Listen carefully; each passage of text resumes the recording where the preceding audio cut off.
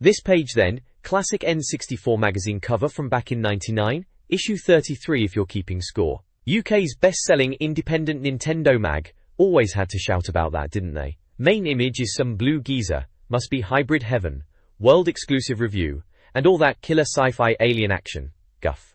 Probably alright. All these games tipped. Shadowman, they're calling it, first 21 Dark Souls. Bit of a reach that, wasn't as tough as all that back then. Quake 2 getting a top multiplayer guide, those were the days of proper Quake multiplayer. And WWF attitude with every finishing move, must have been essential for wrestling fans. Turok. Rage Wars is hyped up with 31 new shots, and a world's first look. More dinos getting shot at, basically. Down the side, a quick mention for Jet Force Gemini, Worms 64, Earthworm Jim, Rainbow Six, Ridge Racer 64, and Donkey Kong 64. Jet Force Gemini was a bit special, Rare doing their thing. Donkey Kong 64 was the big one everyone was waiting for. Pokémon! Screams the bottom, with Pikachu going mental. It's finally here! Pokémon hysteria was in full swing, wasn't it? Review only in Planet Game Boy apparently. Sneaky way to sell another magazine. Oh, and a Zelda sequel, tease. First ever shots of N64 follow-up. They knew how to get your attention, didn't they? Yeah, typical N64 mag cover. Games, hype, a bit of everything. Good times looking back. This page is a bit of a laugh, innit? Looks like some joker has filled out an insurance claim form, but I reckon they've been playing a bit too much Carmageddon. The fella, James Gray, reckons he was just driving along in his camper van when a red car, get this, covered in spikes, turned sharply into the road and ran over some pedestrians. As if that wasn't enough, apparently this red car then switched on an electro-bastard death ray, charming, incinerating even more people. Then, to top it all off, it crashed into his van and pushed him onto a box of dynamite. Seriously, the sketch he's drawn is just as daft, proper cartoonish, with stick figure blokes flying about, and a box labelled TNT. And wouldn't you know it, right at the bottom of the page there's a Carmageddon 64 logo. I'm guessing this is some kind of wind-up, perhaps someone being a bit too enthusiastic about their driving game. Bit silly really, but it gave me a chuckle. Definitely feels like the kind of nonsense you'd see around the time Carmageddon 64 was out on the Nintendo 64. All over the top violence and daftness. This page is the welcome page to issue 33 of N64 Magazine from October 1999. It's all very bold and shouty, typical magazine cover stuff declaring itself the UK's best-selling independent Nintendo mag. They're boasting about being 140 pages, which was a pretty hefty read back then. It goes on to bang on about how they get first-hand news from Europe, Japan and America, and don't just copy stuff off the internet, which was a big deal back in '99 when the internet was still a bit of a wild west. They're saying they're independent and will review games properly, even Japanese ones, and won't give anything a Star Game award unless it's really worth buying. A bit of a dig at other mags there maybe. There's a "Just look what we've got for you this month" section, highlighting some of the key articles. Looks like they're reviewing Hybrid Heaven, which I remember being quite hyped for its killer sci-fi alien action. They've also got Turok, Rage Wars, with first screenshots of that new game. Remember Turok? Always a bit of a dinosaur shoot-'em-up fest. There's mention of a Zelda sequel. Everyone was always desperate for any Zelda news back then. Must have been about Majora's Mask time. Shadowman is in there, and WWF Attitude, covering all the finishing moves which the lads were probably well into. And of course Game Boy gets a look in with Pokemon. Always a massive thing. They're pointing you to different page numbers for all these features, like page 80 for Shadowman, page 14 for Zelda, page 46 for Hybrid Heaven, and page 6 for Turok, page 86 for WWF Attitude, page 35 for Game Boy, and page 138 for a contents index. Down at the bottom they're plugging the next issue coming out on Thursday the 7th of October, and there's a little globe character holding a controller, telling you to look out for him on the cover every month. A bit cheesy, but hey, it was the style back then. Tim Weaver, the editor, has a little blurb saying about how they've been playing new games like Turok and Rage Wars and Jet Force Gemini.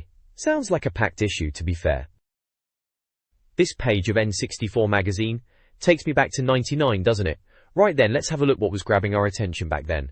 First up is Planet 64 Inches section, kicking off with the news desk and apparently some first looks at Zelda Gaiden pictures, which, looking at that Game Boy Color, I guess they meant Link's Awakening DX. Then there's a coming soon bitch, just hyping up all the latest N64 games, as you do. For game previews, they're showing Ridge Racer, saying it looks amazing and rattles along. Bit dramatic. Rainbow Six is there too, labelled as Stealth 'em Up, and they've played it and are giving first impressions inside. And blimey, Earthworm Jim 3D, they reckon it's back and better than ever, and time to get weird. Always liked a bit of Jim though 3D, we'll see. Moving on to N64 Arena, the review section, with Hybrid Heaven first, calling it a whole world of fights and fear. Sounds intense. Then, Michael Owen's World League Soccer 2000, being touted as an ISS beta. We were always after a decent footy game on the 64, weren't we? Tonic Trouble is in there, been waiting 3 years apparently, wondering if it's been worth it. The new Tetris is surely not just another Tetris, is it? Apparently it's an amazing non-Game Boy version, righto, rah? Then we've got Rugrats, well the TV program's not bad. Hardly setting the world alight, are they? Monster Truck Madness, it's Monster Trucks, and it's madness, reviewed. And lastly in this section, Revolt, described as gorgeous hires radio-controlled racing. Not bad, they say. Understated praise there. Down the bottom we've got the Regulars section, Information Station, for charts and most wanted games, always had a nosy at them. N64 Shopper, for importing. Then you won't want to miss out on this. N64 Magazine issue 34. Next issue is, incredibly, it's even better than this one. Always that promise, weren't they? And wish you were here. Jez reminiscing about Blast Corps. On the right, Import Arena, with Japanese and American games. J-League Perfect Striker 2, and Last Legion UX. Never really got into importing myself, bit too much hassle. Finally, Planet Game Boy, shouting about being the original and best, and something about this month being a stupendous Pokemon special. Pokemon was all the rage back then, wasn't it? Don't miss out! Yeah, alright. So, that's the contents page for issue 33, October 99. Pretty standard stuff for the time, lots of previews and reviews, bit of import stuff and Game Boy love. Takes you back a bit. This page, blimey, it's the contents page from an old N64 mag, October 99 it says there. Right at the start they're shouting about a future look section, reckon it's your first peek at some big N64 games, starts on page 6. Looking at the titles they've got there, it's Turok, Rage Wars, going on about first ever picks in N64, Perfect Dark with 18 new pictures and apparently they're absolutely amazing, and Worms Armageddon with Carnage in your back garden, get a load of that they say. Then there's the N64 Club 64, the reader service bit, you know the sort of thing.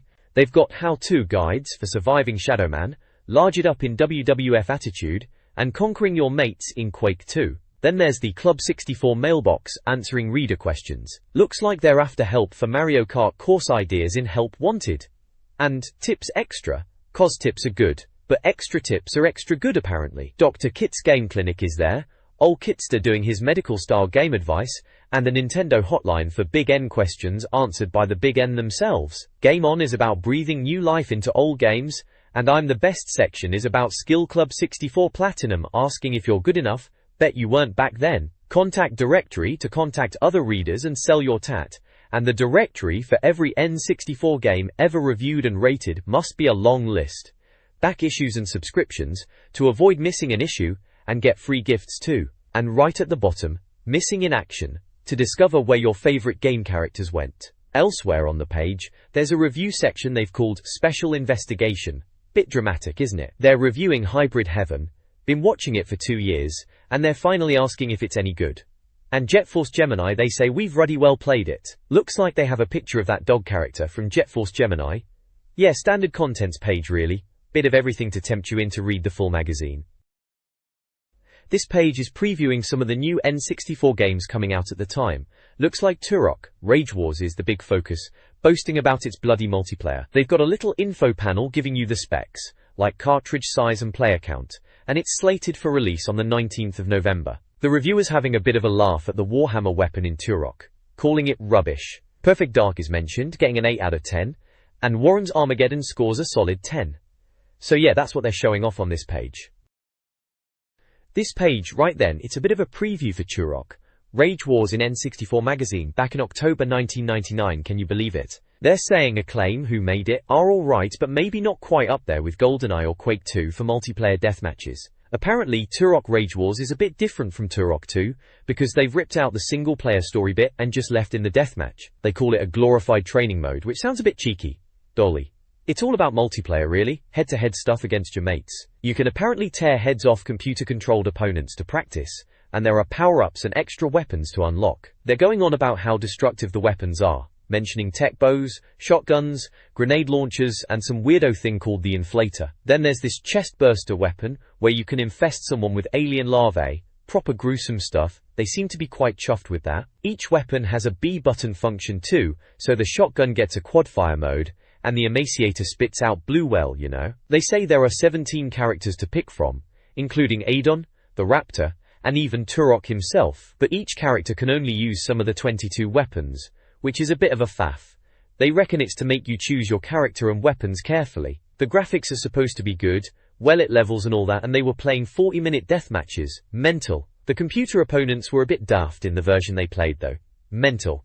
Looking at the screenshots, there's some castle level, bit less techy than other games maybe, and they've pointed out that you can see Turok's face in the corner of the screen, and the Player 2 screen shows character faces for detail. The top right of your display shows who you've killed, handy for bragging rights, and they're using those cerebral ball style sights, like in Turok 2, for aiming the boomerang. Oh, and apparently the explosions are massive and green. Bad for your health, obviously. They also mention, unlike GoldenEye, you can fall off the ramps. Cheers for the heads up. Wouldn't want to do that, would you? Warrington Norcus. Sounds like they were a bit worried about the frame rate dipping when things get busy, but they had about a month to sort it out before release. They think it could be another good Turok game. To be continued next month, it says, so they'll have more to say about it in the next issue then. Oh yes. This page in the magazine is all about Perfect Dark, which back then was shaping up to be something special on the N64. They're calling it the N64's most anticipated game, which is a big claim, but given it's coming from Rare, who did GoldenEye, you can see why folks were excited. Dark. The article talks about it being just 4 months away, so that would have been December 1999, according to the When's It Out box, although they do have a TBA next to the UK and Japan release dates. Typical. The anticipation rating is maxed out with 5 red blobs, so they're clearly hyped. Tax. They've got screenshots showing off bits of the game. One shows a guard being sent packing, another talks about the scenery and lighting, even in small areas. There's one about 4-player action, which is exciting, and another about being stranded on an alien world with an alien gun, naturally. Then there's a dark shot showing night vision goggles in action, and a funny one about giving orders to cute aliens in multiplayer, and even mention of blood splatter, saying it's more violent than Bond, which is a bit of a selling point for some, I suppose. The info burst bit gives you the details. Rare are the developers. It's on a 256 megabit cartridge, for 14 players.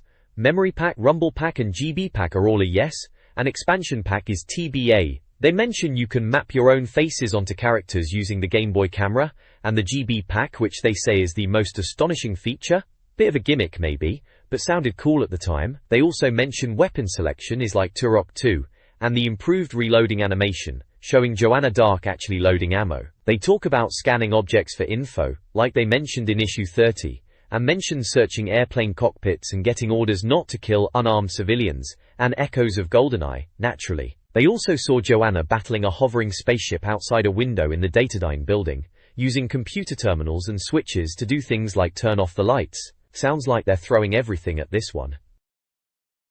This page is all about Perfect Dark, looking at a preview of the game. It's dubbed 21 ST Century Girl, which is a bit cheesy, isn't it? They're showing off Joanna Dark, the agent you play as, and they're making a point about how you can customize her look, changing skin color, clothes, hair, all that guff. They reckon it's proper groundbreaking stuff, being able to put your face on a 3D model.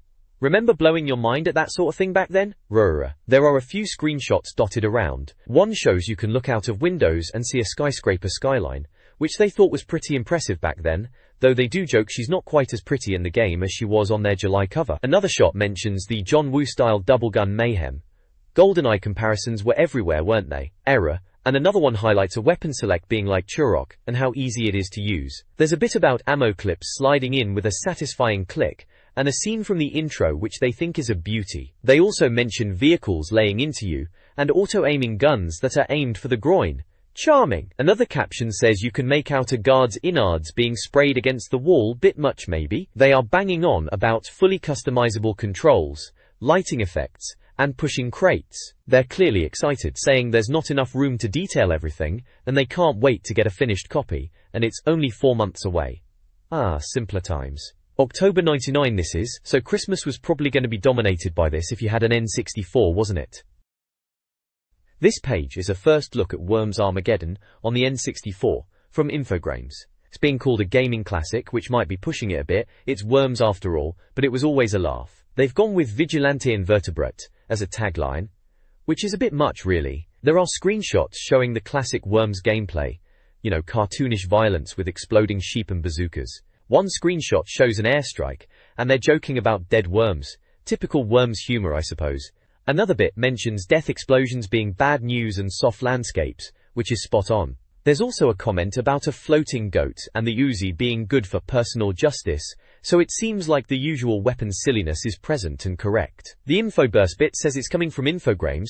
The cart size is 128 megabits, it's 14 players, memory pack and rumble pack are supported but no expansion or GB pack Ulnix, so nothing too fancy on the tech side. Release dates are listed as November for the US and UK, and TBA for Japan, and they've given it a full 5 out of 5 for anticipation, so someone's clearly keen. There's also a little box about baseball bat effects, and another interesting box saying something is very interesting about it, which is insightful stuff. Overall it's Worms, looking like Worms, sounding like Worms, probably playing like Worms. Can't really go wrong if you like blowing up little pink guys with silly weapons, can you? This page is from an old N64 mag, back when they were still going strong.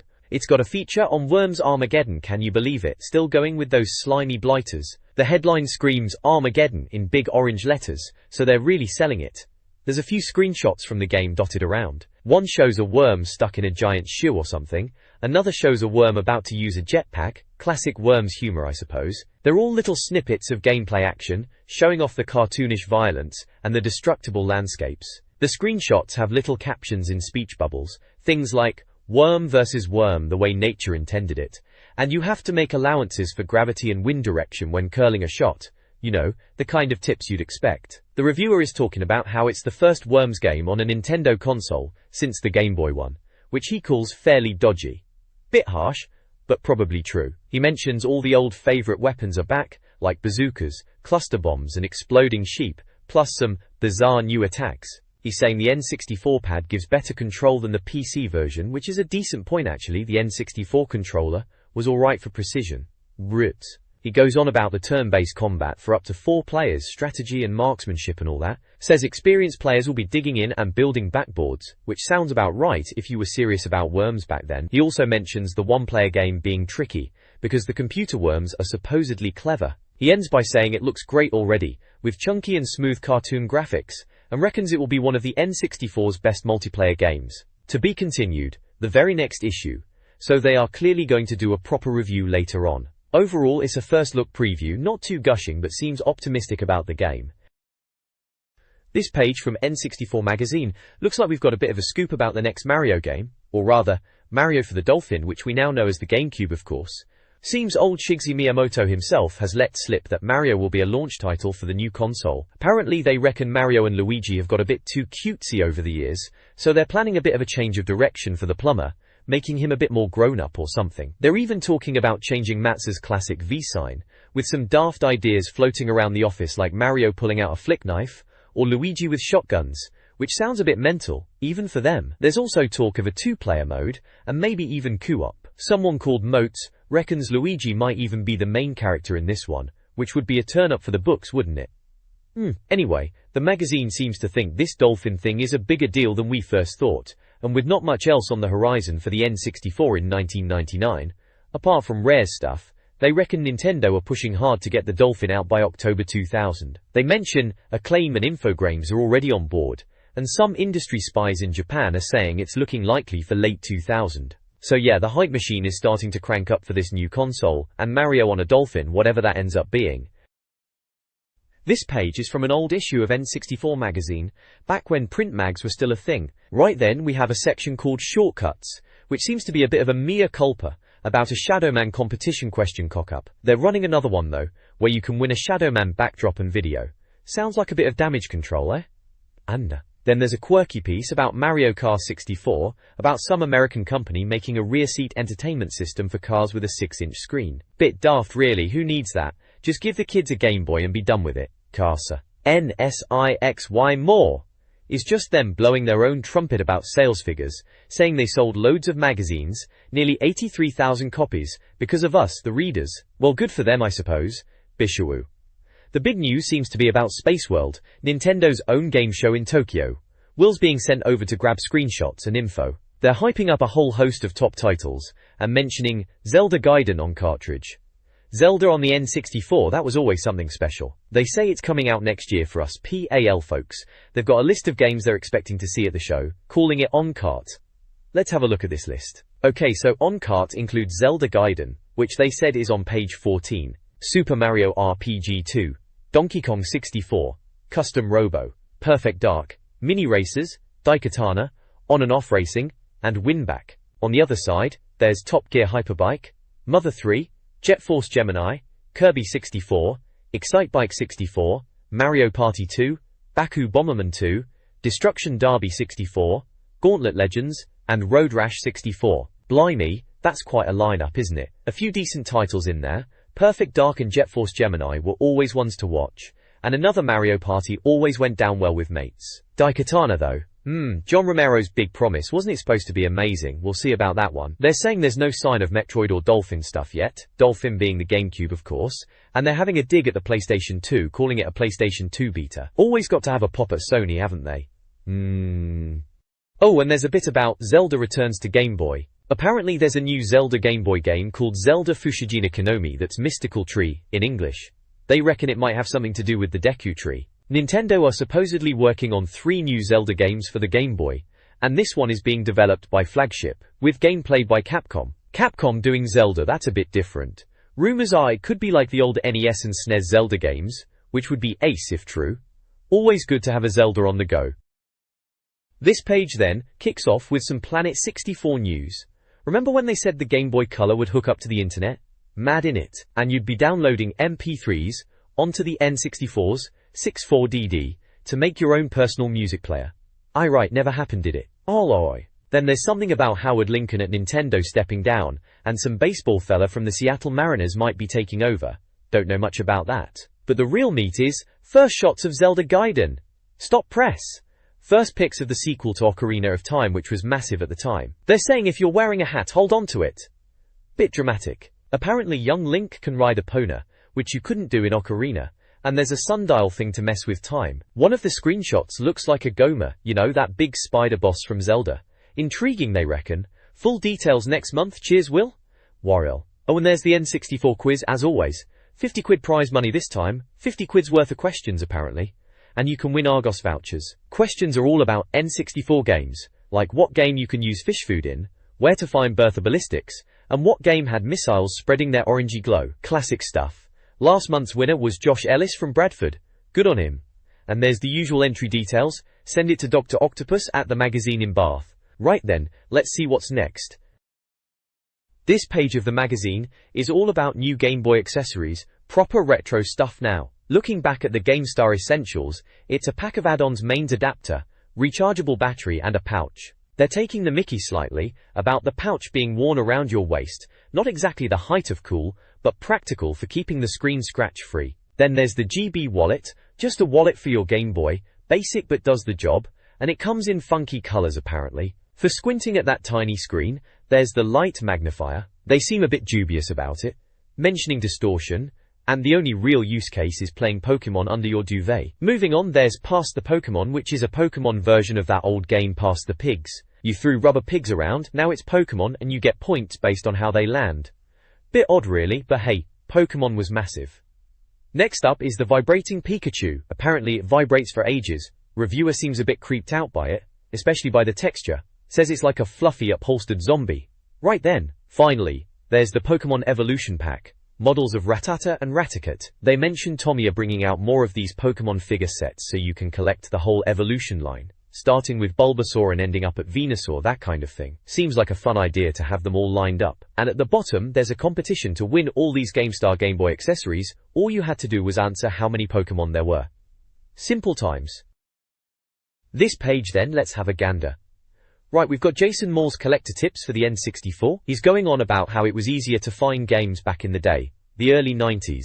He's kicking himself for not buying some Game & Watch handhelds, Crab Grab and Spitball Sparky, just because they were missing battery covers. Can you believe it? Apparently they are worth a few quid now even without them. He's also rattling on about NES games, mentioning Parodius, saying they are worth a bit to collectors over in Japan and America. He reckons games with a bit of a cult following or sequels are worth looking out for, like the JVC version of Star Wars. And he says classic NES games like Mario 3, Zelda and Metroid are still worth having to keep any gamer happy for a bit. Then we've got a feature about what Miyamoto and Rare were doing before the N64. Taking it back to Mario Bros on the NES from '83. Apparently it was a tough game. Something about the game's inertia making it difficult to stop Mario. And that's where Luigi first showed up, which is something. Then it moves on to RC Pro-Am from '88, another NES game. Radio-controlled cars, says it was surprisingly good fun and quite intense for a racing game back then, with missiles and computer cars trying to cheat. Apparently Rare made that one too, a bit of history there. There's a quick mention of Pod Almighty, about how Star Wars Episode 1 Racer game did well after the film. Rassle Hassle sounds like some kerfuffle, with a WWF strategy guide that got recalled. And Time for Tea is about Mario Golf, saying it looks nice and you can compare your scores online, later in October. So there you go, that's the page summarized. This page in N64 Magazine is having a look at Roadster's Trophy, Titus's new racer after the Superman game debacle, bless them. They're saying it's all about earning money to progress, which sounds like your typical racer of the time, win races to upgrade your motors. Apparently you can get nitro and tweak your engine, tires and exhaust. They're also saying it's more simulation than arcade, which could be interesting or just a pain, we'll see. Graphically it's described as not extremely pretty, which is honest at least. There are screenshots of the game showing some tracks that look a bit like the Grand Canyon and some snowy levels, so at least there's variety.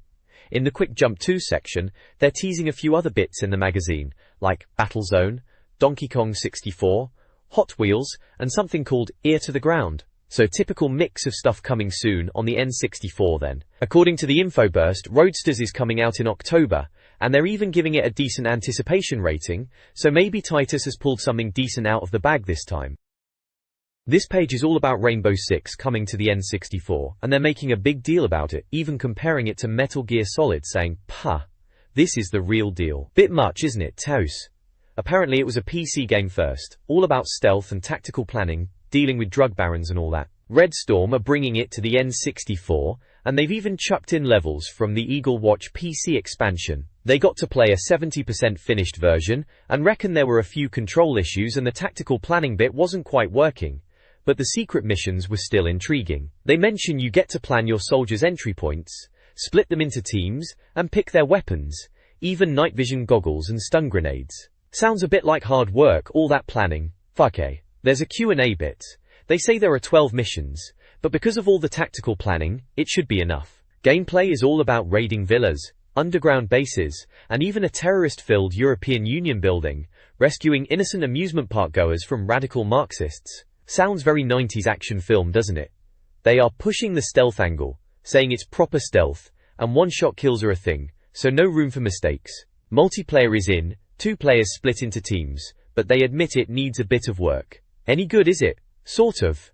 Classic N64 multiplayer, eh? The info burst box says it's coming out in October on a 128 megabit cart, and needs a memory pack and rumble pack, but no expansion pack or GB pack. The anticipation rating is 4 red tomatoes, which is pretty decent. So yeah, Rainbow Six on the N64.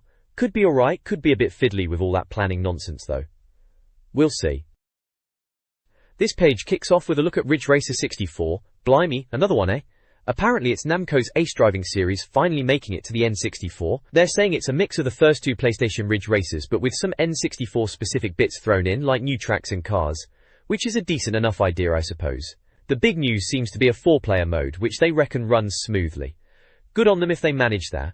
It's due out in December. There's a little info box saying it's a 128 megabit cart, and uses the memory pack and rumble pack, but not the expansion pack, oddly. They've got some screenshots showing the racing looks alright, bit like the PlayStation games to be honest.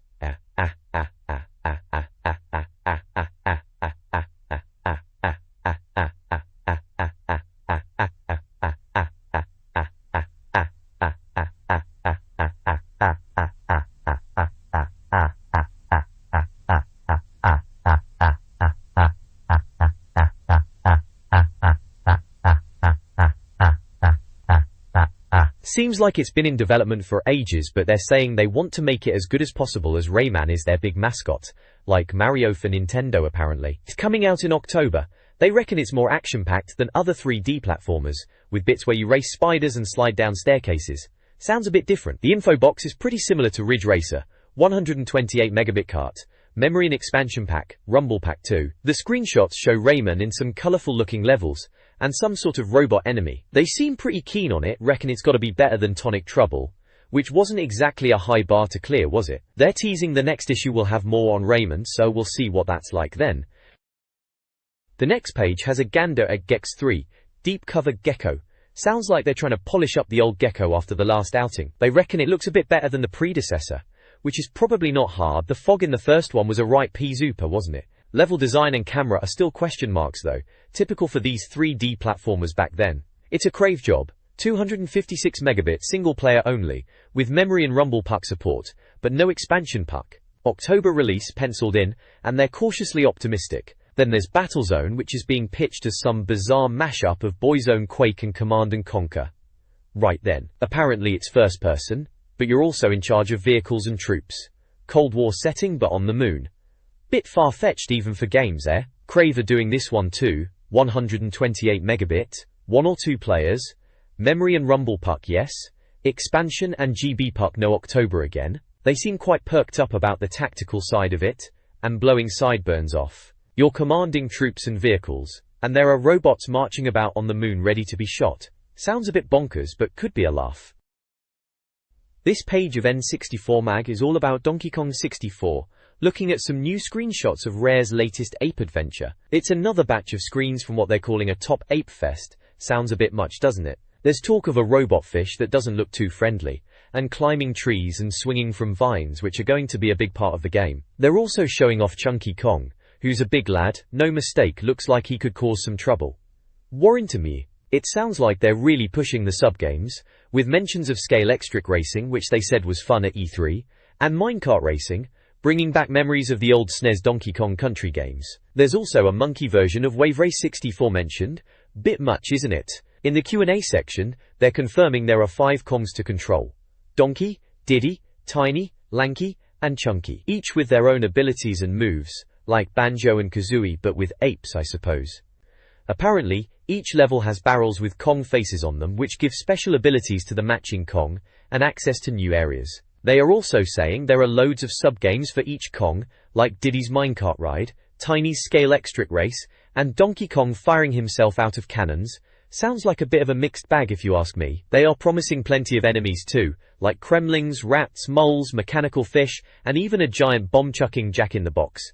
Sounds like they're throwing everything at it. The infoburst box at the bottom tells us it's from Rare, a 256 megabit cart, 1 to 4 players, needs the expansion pack, and has Rumble Pack support. Release date is down as November 22nd.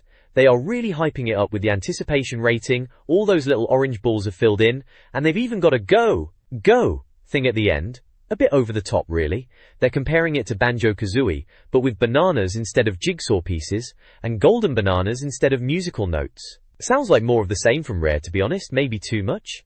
Penguin Race in Mario 64? Are they running out of ideas now? Still, it's Donkey Kong, so it'll probably be alright, won't it? This page in N64 Magazine is having a look at a couple of new games coming out soon, Hot Wheels and Top Gear Hyperbike. First up is Hot Wheels. Blimey, 2 Hot Wheels sold every second apparently, that's what they're saying in the Q&A anyway. Seems like they're trying to make a decent game out of the toy cars, you know, not just another kart racer clone. It's all about stunts apparently, with 12 tracks and loads of the actual toy cars. Electronic Arts are doing it, and they're saying it's 128 megabit, 1 to 4 players, memory pack, expansion pack, and Rumble Pack compatible, but no Game Boy pack. Coming out in October 99, and they seem fairly keen on it. 3 red dots for anticipation. They've even got Metallica and Reverend Horton Heat tunes in it, which is a bit random for a kid's toy car game, isn't it? Warringer. Then there's Top Gear Hyperbike. Right, 4-wheeled motorbikes, that's a new one. Sounds a bit like Excitebike or Supercross 2000, so nothing massively original there then. Kemco are behind this one. Again, it's 128 megabit, 1 to 4 players, memory pack, expansion pack, and Rumble Pack compatible, no Game Boy pack here either. Autumn 99 release for this, and same anticipation rating as Hot Wheels. They're showing off some screenshots. Looks alright, I suppose. Apparently there are 3 types of bikes: dirt bikes, street bikes, and special bikes. And the street bikes are best on city circuits, dirt bikes in mud, and the special bikes are turbo nutter models, whatever that means. Multiplayer is a bit of a mystery. They're not sure if it's just racing or some battle mode thing. Sounds like they're trying to cram a bit in with expansion pack support and widescreen modes. This page is all about WWF WrestleMania 2000 coming to the N64. Remember this one? THQ were having a crack at the wrestling games after Acclaim did Attitude. They're going on about how the graphics are better than their old WCW/NWO Revenge game, saying the wrestlers look less like mangled pizza, which I suppose is progress. Apparently the entrances have wrestlers' theme tunes, which was a big deal back then. They reckon cage matches are making a comeback, if you're bothered about that. It uses the same grappling system as Revenge, so if you liked that you'll probably get on with this.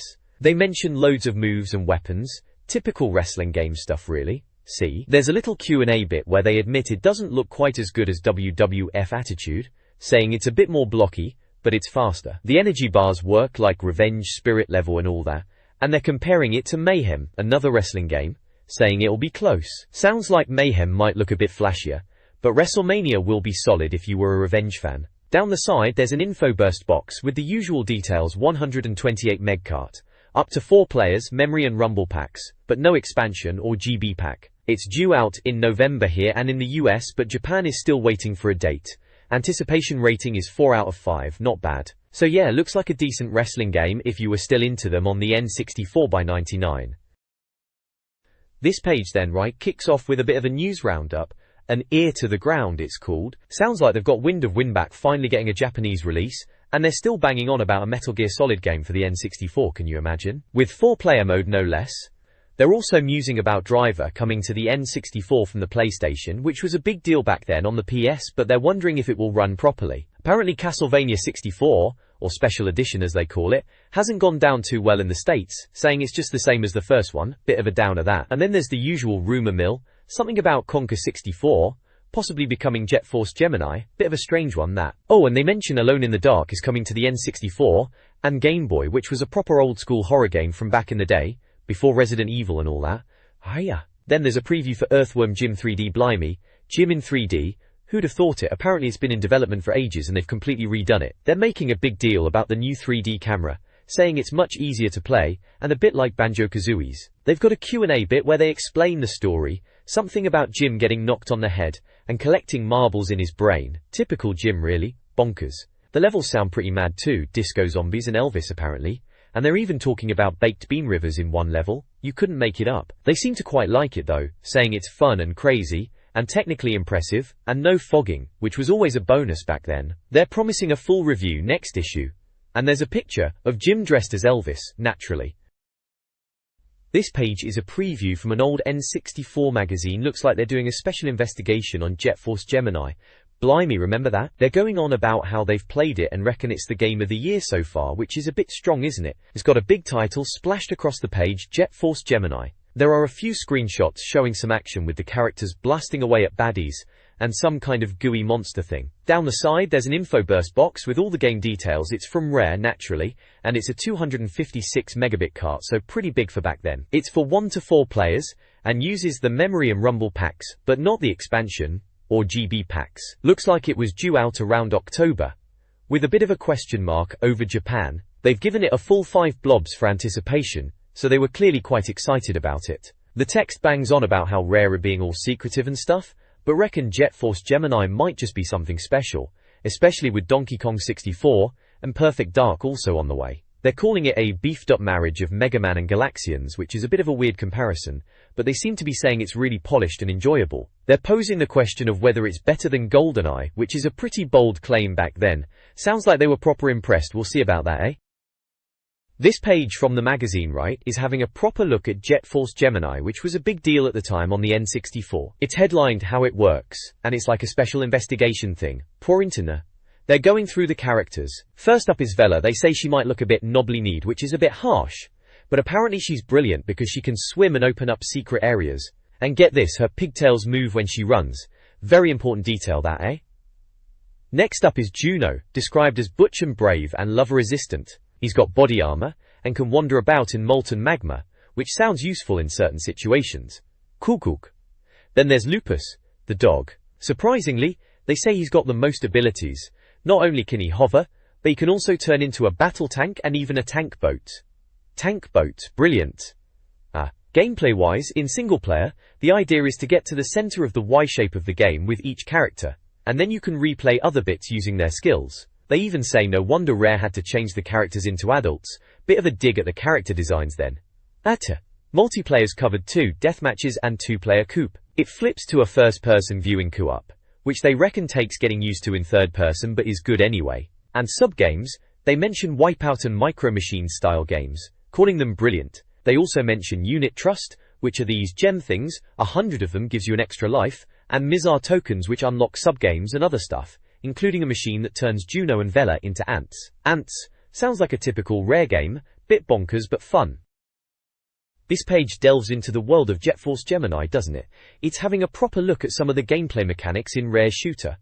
Right at the start there's a bit about fish paste. Apparently it's not just fish food, oh no. Chuck some of this stuff in a pond with fish, and blimey, it turns into a bloomin' explosion. Who would have thought fish food could be so potent? The magazine seems a bit surprised and amused by this unexpected weapon, calling it very interesting. Then there's a section on Move Closer, kicking off by saying Rare was still trying to nail 3D cameras back then, mentioning Banjo and Donkey Kong, but they seem to think Jet Force Gemini might have sorted it out better. They talk about how the camera behaves when you lock onto enemies, saying it becomes more familiar, and it's a bit like Turok with the analog stick for looking around, and C buttons for strafing. Sounds like they reckon it's a decent system for running and gunning. The next bit is all about Hard Target, focusing on the lock-on system in Jet Force Gemini, comparing it to Perfect Dark. Apparently you can lock onto loads of enemies at once, and cause proper multi-directional chaos. They're also impressed that there's no fogging in the distance. They mention the Shuriken, saying it's like the Razorwind from Turok 2, good for taking out multiple enemies. They also talk about using missiles and causing big explosions, lighting up the sky and all that. And even if you blast these robotic enemies to bits, they just keep coming back for more punishment, so it's machine gun time to finish them off for good. Sounds like a proper action-packed game, doesn't it? This page here, from N64 Mag, is all about Jet Force Gemini. Looks like they got an early peek at it. The main headline screams, Wiped Out, talking about a racing minigame in Jet Force, comparing it to Wipeout and that Episode 1 pod racer game. They reckon if you come first in this race, you get a surprise reward. Seems like you can even play it with your mates, up to 4-player, which was always a laugh back then. Then there's a bit about keys in the game, typical Rareware, collecting things, eh? They open doors apparently, but you've got to find the doors first, hidden away in secret spots. They mention you can use different characters like Lupus or Vela to reach these areas, using their different abilities. Down below there's a visuals bit, going on about how every single object reflects in water, mirrored floors, that sort of thing. Apparently it's a right graphical trick. They also mention the Dolby surround sound, comparing it to Rogue Squadron, reckon it's going to be pretty immersive. Looking at the screenshots you can see the racing bit they mentioned, and some proper in-game action. One screenshot is showing Vela. The reviewer is talking about the controls, saying they feel a bit clunky at first, different to the usual shooters like Turok and GoldenEye. Analog stick to move, CLI buttons for strafing and jumping, that kind of thing. Holding R switches to first person for aiming. Sounds a bit fiddly, but they reckon you get used to it. Warrington move. They mention the release date being pushed back again, typical, from September to October 11th in America, and a bit later over here. Still, they seem well impressed with it, calling it absolutely fantastic and superb. They're promising a massive review in the next issue, so guess we'll have to wait and see if it lives up to the hype. Dare you miss next issue? They ask. Well, they knew how to get you to buy the next mag, didn't they? This page is a review of Pokemon on the Game Boy, can you believe it? 5 stars they've given it. A simply fantastic game and an essential purchase they reckon. Bit strong in it, but I suppose back then it was a big deal. Looking at the ultimate buying guide at the top, a 5-star game is the top of the pile, with 4 stars still being well worth a look, but going downhill fast to 1 star being utterly lamentable. Bit harsh, but that's magazines for you. Rika. They've got a few screenshots of the game here. Looks like they're in a Pokemon Center, healing their critters. Then there's a battle going on between a Spearow and a Fearow. Fearow looks like he's seen better days, bless him. Another one shows a gym, this one's against Koga, the poison-type gym leader I reckon. And finally, it looks like they've just caught an Electrode. Nice going, says the text. It's difficult to catch weak monsters with a strong one. Words of wisdom there. They're banging on about how you take your monsters to the Pokemon Center to get them healed for free, which was handy, wasn't it? And how there are 8 Pokemon gyms to batter your way through. And of course you'll find a shop in every town to buy your potions and Pokeballs and whatnot. Rassy. Price was £25 apparently, on cartridge. Link up was yes, color no, and out in October. October 99 must have been. Crikey, that was a while ago now. Still, Pokemon, eh? Who'd have thought it'd be so massive back then? The next page is all about Pokemon trading on the Game Boy. It's a review of how to trade your monsters, broken down into a simple 6-step guide. It starts with connecting your Game Boys together at the Pokemon Center, talking to the Cable Club girl to link up with your mate. Step 2 is confirming the connection. Apparently you can't see what the other player is doing, which is a bit odd, isn't it? Just staring at each other's backs whilst something is happening on screen. Very mysterious. Step 3 is the negotiation part, agreeing on a fair trade, like swapping a high-level Charizard for a Mewtwo. Then, it's buy then, as the Charizard is traded over. Step 5, buy again, is saying farewell to your traded Pokemon, in this case, a Raichu. They're making it sound really emotional, like losing a family pet. Bit much, isn't it? Finally, step 6 is always, apparently, even though you've traded your Pokemon, it'll never forget you, with your name staying with it forever. Bit sentimental for a game about pocket monsters, eh? There are screenshots of the game showing trading screens and battles, including a Snorlax called Silent Bob, a Tentacle, and the traded Charizard and Raichu. They're banging on about how it's more than just a game, it's a phenomenon, and kids are flocking to Pokemon tournaments. They say it's the biggest Game Boy thing since Tetris, and they mention you can catch 150 different monsters but have to trade to get them all, as the red and blue versions have slightly different sets. They reckon you'll be well over 60 hours in before you know it. They also mention the choice of Bulbasaur, Squirtle and Charmander at the start, and how that influences the game's difficulty. All sounds a bit dramatic, but I suppose back then it was pretty exciting stuff for the kids. This page is a review about catching Pikachu in the Pokemon game on the Game Boy. Blimey, feels like donkeys years ago now, doesn't it? It's got a funny title, Pika Pika Pikachu. Like we didn't know how to say Pikachu. It's broken down into 4 steps. Find the Chew, tease the Chew, catch the Chew, and finally be the Chew. Bit dramatic for catching a pocket monster, isn't it? Apparently, finding Pikachu was a pain. They were rare, even in Viridian Forest, and this reviewer spent 33 hours of their life to find one in the power plant. Dedicated or what? Then there's a section about the Pokemon creche, or daycare, as we probably called it. It explains that if you have too many monsters and not enough time, you can dump one at the island daycare. Apparently, this nice man in the hat will look after it. Sounds a bit dodgy, doesn't it? But hey, it levels up your Pokemon while you're off adventuring. They reckon it's a good idea to leave your Pokemon there early as possible. The amount your monster grows depends on how much you walk in the game, so the more walking, the bigger the Pokemon. Makes sense, sort of.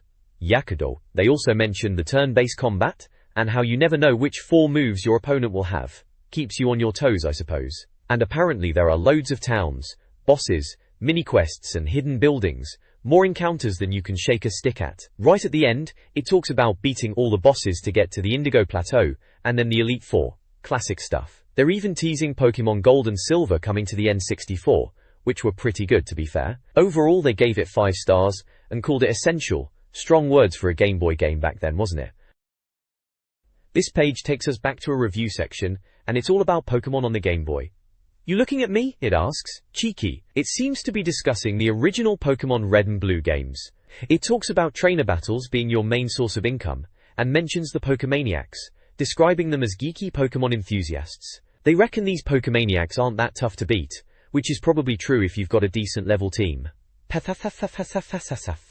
There's a bit about the Safari Zone in Future City, saying it's a good place to catch rare Pokemon easily. 500 quid for 30 Safari Balls and unlimited rocks and bait. Sounds like a bit of a tourist trap, doesn't it? But hey, Safari Balls are the only way to catch 'em in there. Then it moves on to shopping in Celadon City's department store, calling it a trainer's dream shop, for expensive items like evolution stones and ability enhancers. They suggest smaller shops in other towns are better for basics, like Pokeballs and Repels, to avoid constant battles. Good advice that saves you a few quid, especially when you're just starting out.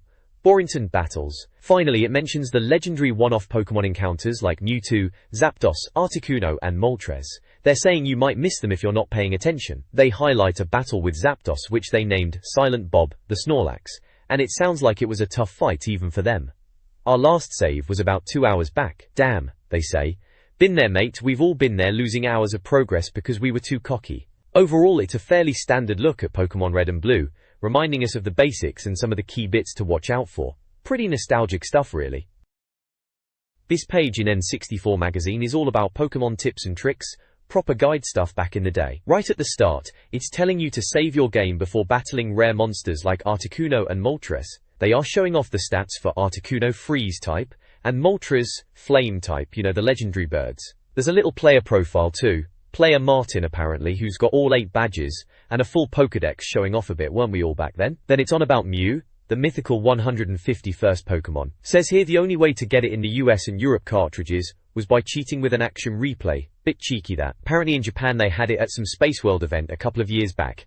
They are being all high and mighty saying don't resort to dodgy tactics, but everyone wanted Mew, didn't they? There are some leveling up tips, how to train your Pokemon quicker, which is always handy. Then they're going into the Missingo glitch, that dodgy Pokemon you could find, saying it was a mysterious glitch monster. Bit of a warning about it messing up your game too, which was fair enough. And they're also talking about a cloning trick using trading, something everyone was trying to do to get loads of rare Pokemon. They even have a basic battle tip about using Leech Seed and Toxic with Bulbasaur. Bit obvious really, even for back then. There are a few screenshots from the game dotted around, showing the Pokemon Lab, a trade screen saying, "Trade completed," and a battle scene with Zapdos and Venusaur with the text, "It's not very effective." Good old Pokemon guide page, bringing back memories of playground rumors and playground tips.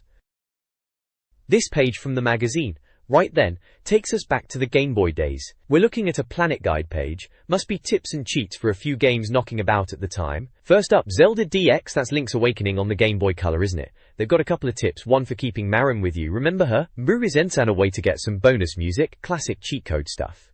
And a way to con the shopkeeper, cheeky. Good for saving a few rupees if you were a bit strapped for cash. Warrington Normiga. Then there's Sylvester and Tweety, those cartoon antics on the handheld. Loads of passwords here for different locations like Granny's house or the toy shop if you wanted to skip ahead or just mess about. Those passwords were a lifesaver back then, weren't they? War. Spy vs Spy. That was a laugh. Monochrome madness. Open all levels with 15YZ4. There you go. Simple as that. R-Type DX. The side-scrolling shooter. Proper tough game that. Here's a tip for the paint shop mode. Something to do after you've finished the DX version. Probably makes it even harder, knowing those games. Tarzan. The Disney film tie-in. Passwords again, these ones are based on shapes, triangles, crosses, swirls, bit cryptic that. Probably saved you a load of hassle if you were stuck on a level. Then we've got the high score table. Always a bit of bragging rights in these mags. Mario Deluxe scores are listed, with names and locations, Stevenage and Salisbury getting a shout out. Tetris DX scores too, 40 lines and ultra categories, Richard Ford seems to be doing alright. And a Game & Watch Gallery high score section, Donkey Kong Parachute Chef and Helmet scores, all listed out with the champion players. Good effort lads. Not so hectic alright. Finally, they are after your high scores, looks like you could send them in to Planet Game Boy at N64 Magazine if you were good enough. Or email them if you were feeling modern. October 99, yeah, that sounds about right for this sort of thing. This page of N64 Magazine is all about the Game Boy camera, and the frankly bizarre pictures people have been sending in. It's called the Game Boy Gallery, and it's championing the wonderfully weird stuff you can create with that little camera cartridge. The winner this month is Ruben Larsen from Norway, who's done a spooky Blair Witch style picture, showing you can get a bit artistic even with the blocky graphics of the Game Boy camera. They've picked out a bunch of other submissions too. There's a slightly disturbing alien head picture, someone who reckons they look like Jess from that film The Crow, and a bloke from Stevenage who's given himself Pikachu-like electric shocks, digitally of course. One fella from Rutland has created an I am a freak image, which is a bit much. And then there's a rather unsettling picture described as truly sickening, made by Kaylee from Nottingham Charming. Someone else has made themselves look like they've had a dodgy facelift. And another one is a highly unusual swollen baby. Goodness knows what that's about. There's also a James Bond spoof, where Edward Rummins is apparently in the know about who's next to play Bond. And it's Special Agent Maz, whoever that is. Sandy Critchley's done a cheerful werewolf, and someone in Cambridge thinks, this is what our cousins on other planets look like. Let's hope not, eh? Finally, there's a South Park Cartman lookalike effort by Ewan McLaughlin. It's all a bit bonkers really, but in a good way, showing off what you can do with the Game Boy camera. They're encouraging everyone to send in their freaky snaps to the Game Boy Gallery at Planet Game Boy, promising a winner each month. They reckon with summer here we'll all be able to get some perfect dark freaks made with the camera too, tying it in with the new game coming out, which is a smart link. This page of N64 Arena magazine looks like we're smack bang in the middle of a games review section. Front and center we've got Hybrid Heaven, Konami's new action RPG, splashed all over the page with a big exclusive label. Remember that one? Bit of a weirdo, that game, wasn't it? Mutant Stuffed Action RPG, they're calling it. Sounds like a bit of a mouthful. They say it finally hits the UK, so it was probably an import job before this. Warringshire. Down the right-hand side, there's a bunch of smaller reviews. First up, Michael Owen's World League Soccer 2000. Tip-top footy action. Mint, they reckon. Well, it was the year 2000, so footy games were everywhere. Then there's Tonic Trouble. Ubisoft, trying to take on Banjo and Mario. Good luck with that, eh? The new Tetris. Best Tetris this side of the Game Boy, apparently. Rugrats, described as a nappy-filled Mario Party wannabe.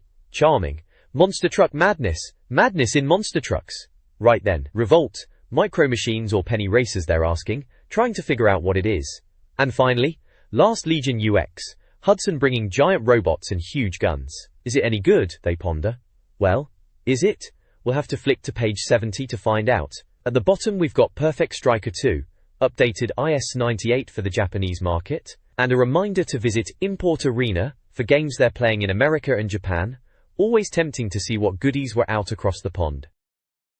This page from N64 Magazine is all about how they review games, like a bit of a guide for the reader. It kicks off with how it works, saying they're experts, and will give definitive judgments in a clear and entertaining way. Fair enough. Then there's the essential information bit, with INFO burst panels. Looks like they're going to give you the quick and dirty details on a game before you dive into the full review. They use KICKLEQBCLE, 64 inches as an example. Never heard of it, sounds a bit rubbish, but it's supposed to be from Nintendo, 510 megabit cart size, one player only, and out in May in the UK and costing £40. Crikey, £40 back then was a lot. They also explain what all the crosses and ticks mean next to things like Controller Pack and Rumble Pack, whether they are compatible or not. If you're too impatient to read all that, they've got an If You're in a Hurry section. This breaks down their reviews into pluses and minuses, which is straightforward enough, and if you like this, to give you similar games, Mickey Mouse 64 and Turok 2 are mentioned as examples. Bit of a weird comparison, but okay. They then go through the review categories: visuals, sounds, mastery, and lifespan. All pretty standard stuff you'd expect in a game review. Verdict is the final score. Then it explains how N64 scores a game. 85% and above is a star game. Sounds like the top tier. They've got a color-coded scale going down to 0%, which they call the disaster zone. Absolute wretched crud, they say. Sounds harsh. Finally, there's Team 64, which is a bunch of photos of the magazine staff, looking a bit goofy to be honest. Each of them has a little quote and Game of the Month. Will Overton's got Hybrid Heaven, Andrea Ball's got Rugrats, Justin Webb's got Tonic Trouble, Jess Bickham also has Hybrid Heaven, Martin Kitts has the new Tetris, Mark Green is on Revolt, Paul Edwards and Tim Weaver are both on Michael Owen's game, and Pete Travers gets the new Tetris as well. Hybrid Heaven and the new Tetris seem to be popular choices that month, or maybe they just got assigned those games. Funny to see their takes on it all.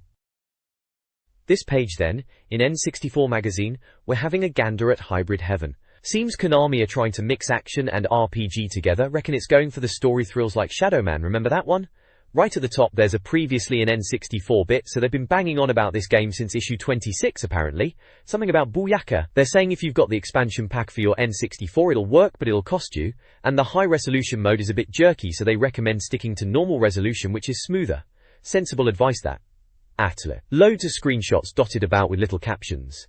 One of them is about John Slater. Apparently he's the hero and gets blue body armor. Another one shows him wrestling some pink monster. Looks a bit nasty. They're even pointing out you can still hit enemies when they're on the floor. Nicely. Warrington Dorcas, they say. Plot's a bit confusing by the sounds of it. Combat in small doses is the way to go, and the game's massive but a bit empty at times. Down the side in the info burst box, it's from Konami. A 128 megabit cartridge. 1 or 2 players. Needs a controller pack. Uses cartridge save, expansion pack, and rumble pack are alright, but no password or GB pack. It was supposed to be out on September 1st in the US, and September 24th here in the UK, and will set you back £40. The main article reckons they saw it at E3 back in '97, thought it was going to be a bit special, says it's got RPG bits and bobs, and a complicated sci-fi story, scratching their heads a bit when they played the Japanese version back in March. Now they've got the PAL version and everything, played it for a week, and reckons it's gloriously clear. They're comparing it to Shadow Man and even Zelda, saying there's loads of cutscenes in the tradition of those games, and they're chuffed with how big the rooms are, and no fogging, which is always a bonus back then.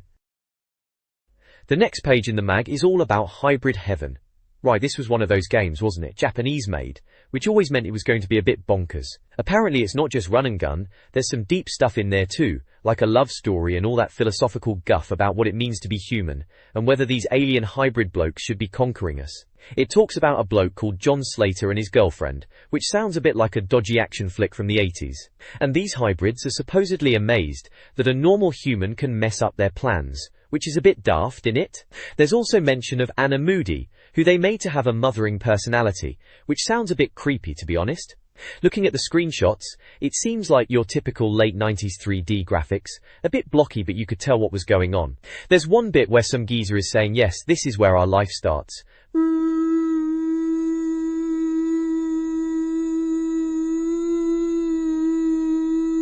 Which is classic dramatic game dialogue. Then another one with a fella asking, "Recognize me? I wonder if you hate me for what I did." Sounds like some proper angst going on there. And another one where someone's panicking about a control room.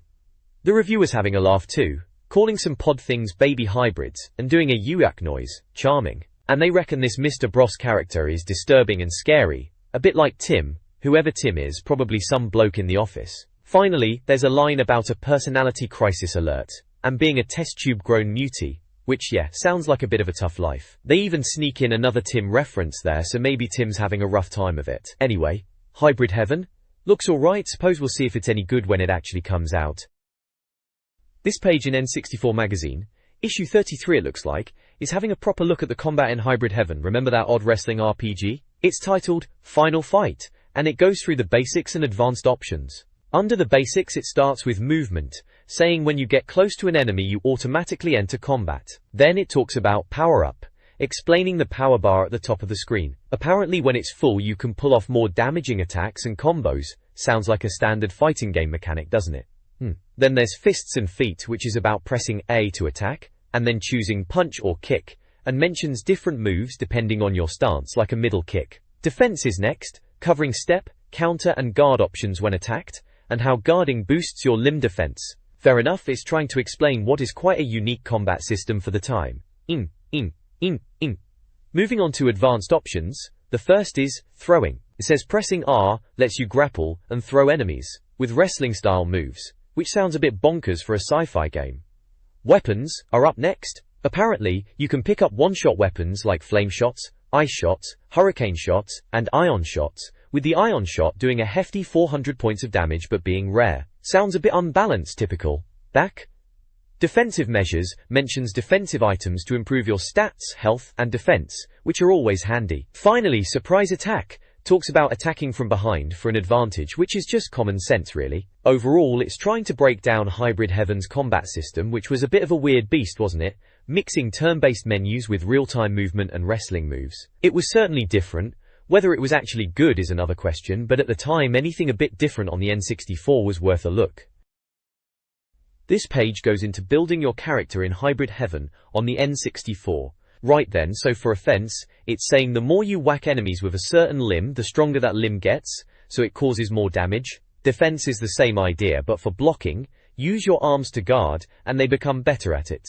Apparently there are hundreds of moves and throws to learn, all sorts of wrestling moves like backbreakers, which is a bit different for a beat-em-up. They reckon these moves give you a tactical advantage depending on your stance and where the enemy is standing. Then it moves on to other bits you can improve, like hit points, stamina, speed, reflexes, all the usual stats really. And it tracks your level too. The magazine is even bragging about reaching level 43, which probably isn't anything to shout about these days. Multiplayer sounds alright though. You've got versus mode, creature battle, and you can use your souped UP character against your mates, which is a decent feature. You can even play as monsters and bosses from the game, which is a bit of a laugh. The plot sounds a bit bonkers mind. Something about replacing the president of the USA with a hybrid clone, and that the president in the game looks like old Bill Clinton. Apparently the real Diaz is setting you up for a big fight, and there's a shadowy figure called the Master behind the whole hybrid invasion thing. Who knows what that's all about then?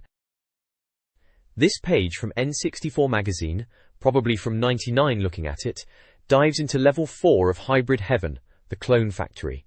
It's a walkthrough, giving you tips on how to get through it like it's some kind of essential guide. They are talking about a room with a lift, going through rooms, and fighting robots. Sounds like classic corridor crawling to be honest. The reviewer seems a bit on the fence about Hybrid Heaven itself. They mention it's a bit of a mixed bag, full of imagination but also teeth-gnashing flaws. They mention the controls being a bit twitchy, and how combat can be long and repetitive, even though the combo system is supposed to be good. Bit of a love-hate relationship going on there, it seems. They do praise the sound effects and music though, calling it wonderful apocalyptic sci-fi theme. Bit dramatic, but alright. There's a picture of Diaz, or maybe Slater, they can't even decide who it is, preparing to fight something nasty. It all looks a bit clunky compared to what we are playing now, but back then in 1999, 3D adventure games were still finding their feet, weren't they? The reviewer hints at a complex plot too, something about X-Files and Blade Runner, which sounds ambitious for an N64 game at the time, mind. Overall, they seem to think Hybrid Heaven has potential, but it's a bit flawed, which is probably fair enough for the time.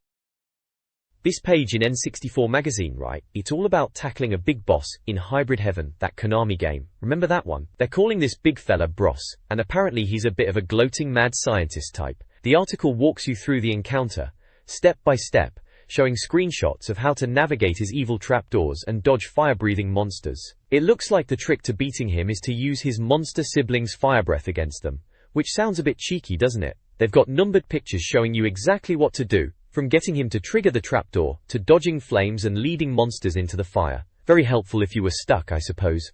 Then there's a little box with pluses and minuses. They reckon the storyline is fantastic and the combat's brilliant, which is good to hear. But, typical N64, the camera's apparently a bit naff, and it can get a bit repetitive with all the fighting. The overall verdict is a solid 83%, calling it frustrating and compelling. They seem to think it's a bit flawed but ultimately good fun, which sounds about right for a lot of games back then. In the mastery bit, they're on about Konami deciding to throw room after room of monsters at you, rather than just puzzles. And if you're into this sort of thing, they recommend Shadow Man as well. So yeah, a decent enough look at Hybrid Heaven if you were after some monster bashing tips back in '99. This page of N64 Magazine, issue 33, seems to be having a look at Michael Owen's World League Soccer 2000. Right in the middle of the page, can't miss it. They're calling it the new Scally on the block. Cheeky. They reckon the players look alright from a distance, less pointy heads and mutant faces apparently, and you can zoom out to a blimp camera view like sensible soccer if you fancy it, and still playable, they say. There are a few screenshots dotted about. One shows you fiddling with formations and settings, another a bit of dodgy defending leading to a corner, another one where they're joking about the pitch surface being unplayable, bit harsh maybe, and another showing the floodlight shadows moving in real time, fancy that. And one more of Argentina hammering Canada, puny Canadians they call them, bit mean-spirited. The little info burst box tells you it's a 64 megabit cart, 1 to 4 players, controller pack uses 51 pages, Rumble pack is in, but no expansion pack needed. It's out September 24th in the UK but no date for the US or Japan yet, and costs £45. Blimey, games were pricey back then, weren't they? They mention Michael Owen's goal against Argentina in '98, everyone remembers that one, don't they? Says everyone will be gloating if they get this game, and they're wondering if it can outdo FIFA and ISS. Ambitious, we'll see about that. This page is all about Michael Owen's World League Soccer 2000 on the N64. Or AGUE00, as someone seems to have mistyped it at the top there. They're calling it Set Piece Genius, which is a bit strong, but they're going on about how easy the free kicks are to do, with arrows to aim and power up. Standard stuff really for footy games back then. Player power section is just saying you can pick loads of teams, proper international sides, even Japanese and American ones apparently, as well as the usual English and Scottish lot. You could even set up a World Cup, but only with English Prem teams.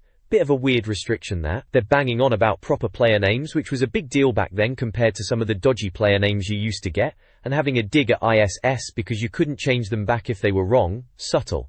eBay. Then there's replays, which they're proper excited about. Says you get good angles for goals, and if there's an offside they switch to a Sky Sports style view. Bit much, but alright.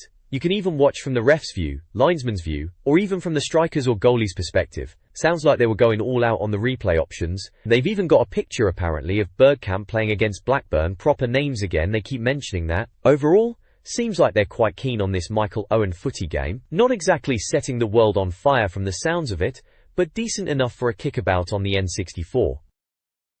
This page features a classic Clash of the Titans style face-off, comparing 3 footy games on the N64. It's World League Soccer 2000 versus IS 98 and FIFA. They've broken it down into looks, sound options and realism, giving each game a little score out of 5 in each area. Looking at the ratings, World League Soccer doesn't come off too well.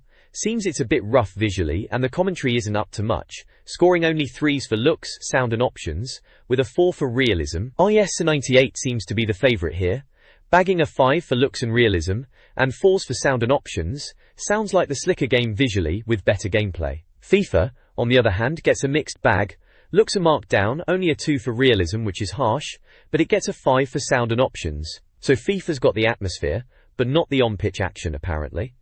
There's a little section called Strip Search talking about the team kits being a bit messed up.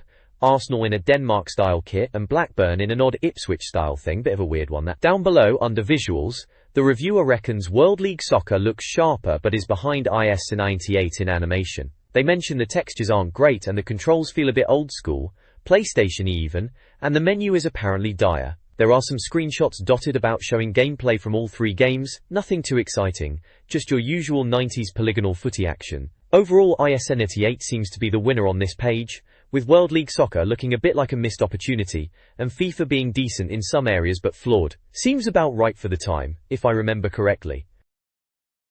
This page in N64 Magazine takes a look at Michael Owen's World League Soccer 2000. It's giving it a pretty decent score of 84%, which is not bad at all back then for a footy game on the N64. They've broken it down into sections like gameplay and overall, giving both a score out of 5, both getting a solid 4 and 5 respectively. Gameplay-wise, they reckon it's flexible and realistic, letting you develop your own style, and it's more arcadey and responsive than the previous World League Soccer game. Overall, they say if you ignore the rough edges, it's better than FIFA, and still the best footy game, or close to it. Bit of high praise there. Under pluses and minuses, the good points are brilliantly subtle controls, great replays, fast gameplay, and better than FIFA again. They're really hammering that home. The downsides are ugly players, dodgy animation, no custom players, and not as good as ISS. That's a fair point. N98 on the N64 was a tough act to follow. They've even got a little box saying, if you like this, N98, so they clearly know where it stands in the pecking order. The review touches on rush goalies, which is a bit about the goalies being pretty good in this game, more like David Seaman than some useless lump, apparently. Visuals get a 6 out of 10, saying it's sharp, but the players look a bit like extras from an X-Files movie. Bit of a weird comparison, that one. Sounds get a 7, described as unremarkable, just your usual commentary and cheering. Mastery also gets a 7, saying it's technically average but has a great feel for the subtleties of football. Lifespan gets a 9, reckon it'll last till the sequel. The verdict sums it up as playing like a dream at times, and if it was friendlier and nicer to look at, it would be even better. But still a good alternative to N98. So overall, sounds like a decent game, maybe not quite a classic, but certainly worth a look if you were after a footy fix on your N64 back in '99, and couldn't quite stretch to ISS. This page in N64 Magazine, it's all about Tonic Trouble. Remember that one? Tonic? No trouble? Most definitely. They've put as the headline. Which doesn't exactly scream excitement, does it? Apparently they were initially quite impressed with the graphics, saying they were amazing, get it? Corn, maze. Anyway, they quickly changed their tune. Seemingly when you blow up a corn on the cob in the game, it all goes a bit wrong and they reckon the visuals suddenly take a nosedive back to the SNES era, which is a bit harsh, even for then. Gark. They're calling the section Moving On Up, and saying it doesn't take long for Ed, the main bloke, to learn new tricks. They're showing off some of his power-ups. There's the bow tie, which gives him comedy bow tie wings so he can float about. A pea-shooter weapon, which is, as it sounds, a pea gun. They reckon you need to go into first-person mode to be accurate with it, and they are even questioning if it has a laser sight. Bit fancy for a pea-shooter, in it? Nefortsuti. Then there are hexagon tiles that let him morph into things like a bee or even an Egyptian mummy, or a pneumatic crusher, whatever that is. And finally, a pogo stick, the last skill he gets, letting him bounce around on fire and smash through wooden floors to find secret bits. Lovely, they say, with a hint of sarcasm I reckon. Down at the bottom, in the info burst bit, it says it's from Ubisoft, a 128 megabit cart, one player, and uses 38 pages on the controller pack. Cartridge save is a no-go, password save too, expansion pack, rumble pack, and GB pack also all crosses except for rumble pack which has a tick. Coming out in September in the UK and US, but Japan is TBA, and costing a hefty £40. What's it out? Section has flags for USA, UK and Japan. There's some funny captions under the screenshots too. One says, Ed meets someone uglier than he is. Charming. Another calls the fire effects most unconvincing, And then there's one about electricity being devoid of any bright spark.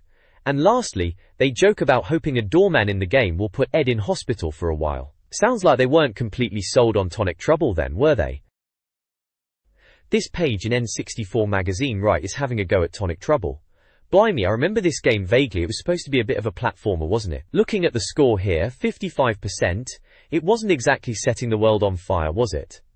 They're laying it on thick from the start, saying if nicking ideas from other games was a crime, the developers would be in the clink for life. Apparently Ubisoft had their hands deep in the pockets of games like Mario 64, Pilot Wings, Lilac Wars and even Snowboard Kids.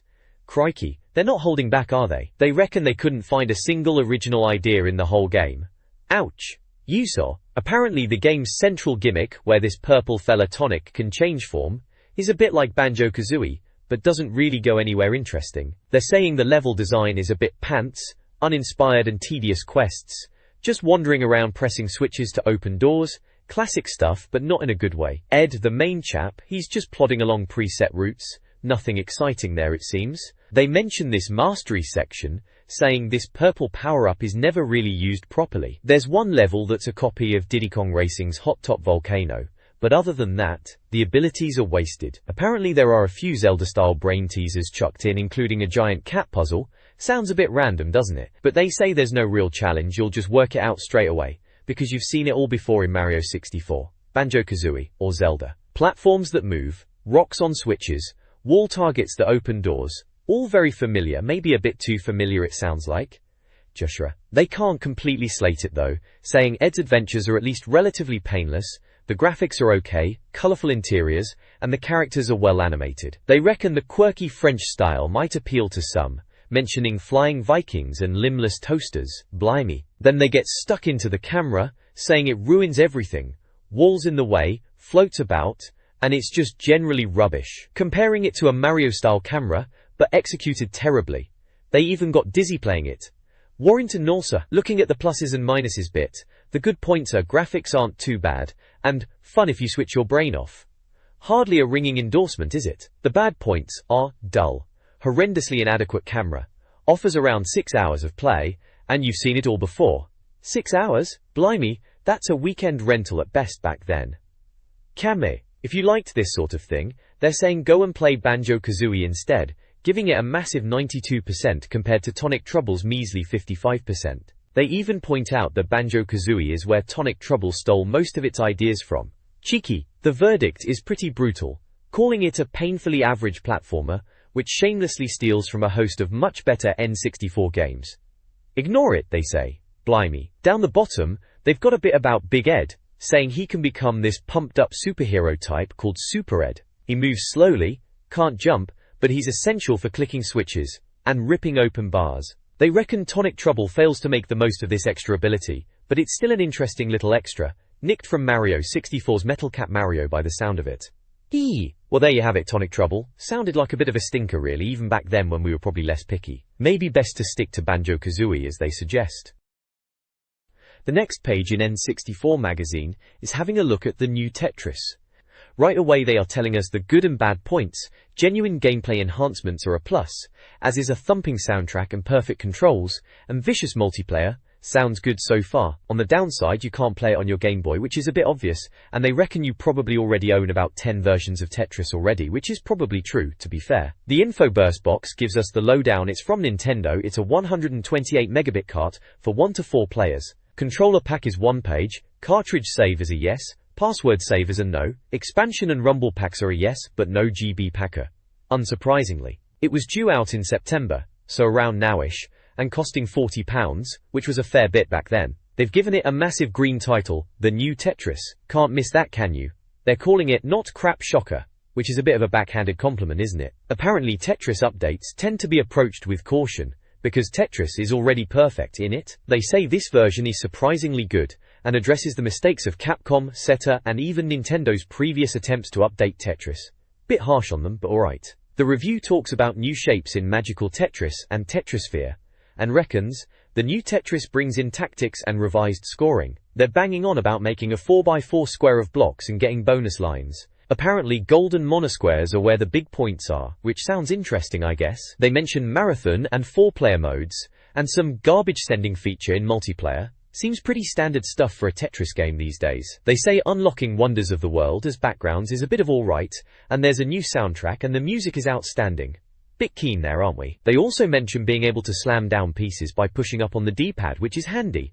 Bit dramatic saying you can't take it on a plane, but fair enough. Scores-wise, it's a 7 for mastery, 9 for sounds and lifespan, 7 for visuals, and they've gone and given it an 88% overall, with a mastery verdict. They reckon it's the puzzle game the N64 deserves, and even if you think you've seen it all with Tetris, you should check this out. Strong words, 7 for visual. There's a little, if you like this bit, mentioning Tetrisphere on the N64, which they gave 69% in issue 13 cheeky. They call it unusual spherical puzzle action from the same developers and musicians. Yeah, I remember Tetrisphere, it was alright, a bit different. There's a going for gold bit down the bottom telling you how to make 4x4 silver and gold squares for bonus points. Seems like they're really pushing this monosquare thing. Getting rid of a whole monosquare at once gets you 45 lines, plus extra for a Tetris. Blimey, sounds like a lot of points. So yeah, the new Tetris, sounds like they reckon it's a bit good then, might have to give it a look. This page features a review of Rugrats, Scavenger Hunt on the N64, and it's fair to say they aren't pulling any punches. Headline calls it, more board game than board game, which sets the tone, doesn't it? It looks like THQ were behind this one, and it's a 64 megabit cartridge, supporting up to 4 players. Good luck getting 4 mates to endure it, if this review is anything to go by. They've marked it down for needing a controller pack, but no cartridge save or expansion pack. Rumble pack is in though, thank goodness for small mercies. Apparently it's out now in the US, September here in the UK, and no date for Japan yet. 40 quid it would have set you back. Madness really. The reviewer is saying, the developers of Rugrats clearly missed the point of a good party game like Mario Party, which they loved in a previous issue and gave 85%. Instead they reckon we've got a boring, ugly mess of a game that's about as exciting as Snakes and Ladders or Snap. Ouch. They mention tile events on the board game in Rugrats, like a scissors paper stone contest, which sounds thrilling, and other amazing events like Lose a Go or Move Forward 2 Spaces. Screenshots show Tommy earning cookies and Angelica causing trouble, naturally. Apparently there are 3 boards, but only the pirate one is vaguely decent, the others are tedious. Pluses and minuses section, well, the plus points are thin on the ground basically. It's got the Rugrats characters, and some of the speech is occasionally cute. The minuses list is longer, looks and sounds awful, limited interaction, nothing exciting happens, and only 1 board is any good. Not exactly selling it, are they? They've broken it down further into visuals, sounds, mastery, and lifespan, giving it pretty poor marks across the board. Pretty colourful visuals, ruined by hopeless animation, sums it up nicely. Sounds a muffled speech and a quiet TV theme tune version. Mastery is apparently worse than real board games, and lifespan is short because it's repetitive. The verdict is blunt. A board game that fails to take advantage of its license or exploit a fraction of the N64's potential. Sad. And to cap it all off, a score of 48%. Rightly slated it sounds like. If you wanted a decent party game back then, Mario Party was clearly the way to go, not this Rugrats effort. This page in N64 Magazine, issue 33, seems to be having a look at monster truck madness. Right then, monster trucks, it was a bit of a craze for a while back then, wasn't it? Apparently, this game boasts over 30 different trucks, all based on real-life ones, including the rather cheesy Hollywood Hulk Hogan and Sting trucks. They reckon American gamers will be well chuffed with that, fair enough I suppose. They mention a police car truck with working lights, and something about a bone truck, which sounds a bit daft to be honest. The screenshots show some fairly standard monster truck racing action, big jumps and muddy tracks. One bit mentions nice fogging, so atmospheric graphics were clearly a selling point back then, even if it just meant you couldn't see much. In the info burst section it looks like Monster Truck Madness was a 128 megabit cart, 1 to 4 players, and needed a controller pack to save your progress. No cartridge save, password save, expansion or rumble pack support, and no Game Boy pack link up either. Looks like it was already out in the US and UK, but Japan was still waiting. Cost £40, a standard price for an N64 game at the time. Wasn't cheap though. Work? The reviewer seems to be having a bit of a moan about constantly being on his roof in the police car, and night driving in it too. Another comment about the CPU players driving like lunatics in a fit of rage, which sounds about right for some of those arcade racers back then. One bit says it's quite pretty, but shame it's not that much fun, which is a bit of a backhanded compliment if you ask me. So Monster Truck Madness could be a bit of fun for a blast with mates, but maybe not a classic to remember forever. This page from N64 Magazine is diving into Monster Truck Madness, or MTM as they're calling it. It's all about the power-ups in the game, which they've dubbed Power Hour. They go through a bunch of them: hover, shrinker, rockets, nitro, shield, invisibility, oil slick, and spring. Hover's a bit bonkers apparently, like Back to the Future but with monster trucks. Shrinker makes your opponents tiny, rockets are standard missiles, nitro is your usual speed boost, shield is for barging, invisibility for sneaky moves, oil slick to make others skid, and spring to jump about. Seems like a decent mix to cause some mayhem. Then there's a section on visuals, which isn't exactly glowing. They reckon it's all a bit 1996, blurry and foggy, which to be fair, it probably was back then. They mention some nice lighting effects with missiles, but overall, it's not winning any awards for graphics it seems. Undoubtedly first place, they say, sarcastically I reckon, meaning first place for looking a bit dated. There's also a bit about extra stuff on the tracks, like pots and barrels you can bash around, and some derelict cars, which is just a bit of daft fun really. They mention a level called the Junkyard, where some cars are stuck in place. Bit odd that. Overall it sounds like Monster Truck Madness is a bit of silly fun, especially with the power-ups, but visually it's showing its age even back in '99, being a tweaked version of a PC game from before. Probably good for a laugh with mates though. This page is all about Monster Truck Madness for the N64, looks like a review. It's called A Grave Situation, bit dramatic isn't it? They're walking us through a course called the Graveyard. Seems like it's all about checkpoints and power-ups. First off, they say there are only 4 vehicles on track at once, which is a bit sparse, and overtaking is tricky. Then they mention cutting corners and grabbing missile power-ups. After that, there's a tunnel bit where it's foggy and dark. Sounds like a right pain. Later on you grab a spring power-up to launch yourself, and then a hover power-up near the finish. They've got a pluses and minuses box. Pluses are plenty of options, loads of multiplayer modes, huge courses, and loads of monster trucks. Minuses are far too floaty, far too skiddy, frustrating to play, and too slow.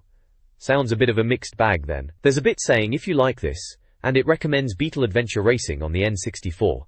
Says it's an American-style racer with shortcuts. Gave that Beetle game 81% in issue 27 apparently. They've broken down the scores into visuals, sounds, mastery, and lifespan. Visuals get a 5, saying it's foggy and drab but with some sparkly lights. Sounds also get a 5, apparently it's shouty American bloke and beepy dance music, charming. Mastery is a 6, saying there's lots in there but it's not very polished. Lifespan also gets a 6, reckons it's the multiplayer that'll keep you going. Boring in there but it's. Verdict is, it could have been great fun were it not for the fact that you never have complete control. There's plenty to do, but it's just too frustrating to stick with. Ouch. They gave it 66%, which is a bit middling, isn't it? The review text itself says it exaggerates everything in the name of fun, but at the expense of control and skill. Mentions it's like San Francisco Rush and Beetle Adventure Racing, and compares it unfavorably to World Driver Championship and Mario Kart. So, not a classic then, shame. Sounds like they wanted it to be fun, but it just missed the mark. This page is all about Revolt, the RC car racer, on the N64. Apparently they previewed it a couple of issues back in N64 issue 31 if you can remember that far. It's got the tagline, all the fun of RC cars without the £20's worth of batteries. Which, yeah, batteries were a killer back then, weren't they? There's an info burst box which tells you the basics. Acclaim are the publisher. Cart size is 128 megabits, which was pretty decent back in the day. It's 1 to 4 players, and uses 23 pages on your controller pack. Annoyingly, no cartridge save or GB pack support, but it does have Rumble pack and password save, which is something I suppose. It was due out in August, and cost £40. The Small Wonders bit talks about how you'll fall in love with Revolt's collection of radio-controlled cars, 28 in total apparently, earned by winning races and doing time trials and finding hidden stars. They mention Bertha Ballistics as a favourite, saying it's got speed, handling, and some sexy combat-style patterning. They also point out that some challenges need specific cars, so you can't just blast through with your fastest one all the time, which is a fair point. Looking at the screenshots, it does look quite good for an N64 racer, proper toy car carnage. This page is about the Revolt game, focusing on its track editor feature. Right then, Acclaim, bless 'em, managed to squeeze a track editor into the Revolt cartridge. which is quite something really, considering it's the N64. They say there are only 2 environments to build tracks in, but still, you can make your own courses, which is pretty neat. The reviewer mentions they tried building tracks, and that the giant ramp in the editor is a bit much, causing the computer cars to spin out, making races a bit confusing. There's a little section called Flip Me, which is handy, explaining how to flip your car back over if you've had a bit of a tumble, using the R button or top C if you are really stuck, which is good to know because you do end up on your roof quite a bit in Revolt. Cool. Another bit highlights a red cross that appears if you're going the wrong way on track, a helpful little nudge in the right direction, I suppose. And they mention the plinkety-plonk piano key sounds, which, yeah, they are a bit of a signature of the game. The article goes on about how frustrating Revolt can be, saying it reminds them of their last RC car ending up being binned, because the controls are a bit manic. They reckon the tracks are designed to camouflage the actual path you're meant to take, which can be a pain, even with the on-screen arrows trying to guide you. It's a bit of a love-hate thing with Revolt really. The courses are insane, and they want you to fail, but that's part of the charm, I guess. They do admit the V-Rally style pointer helps a bit when you are lost, flashing up to tell you where to go. It's all about perseverance, and memorizing those obscure layouts apparently. They say the fiddly analog controls improve as you get better and earn faster cars, which helps with collisions and maintaining the game's speed. Blimey.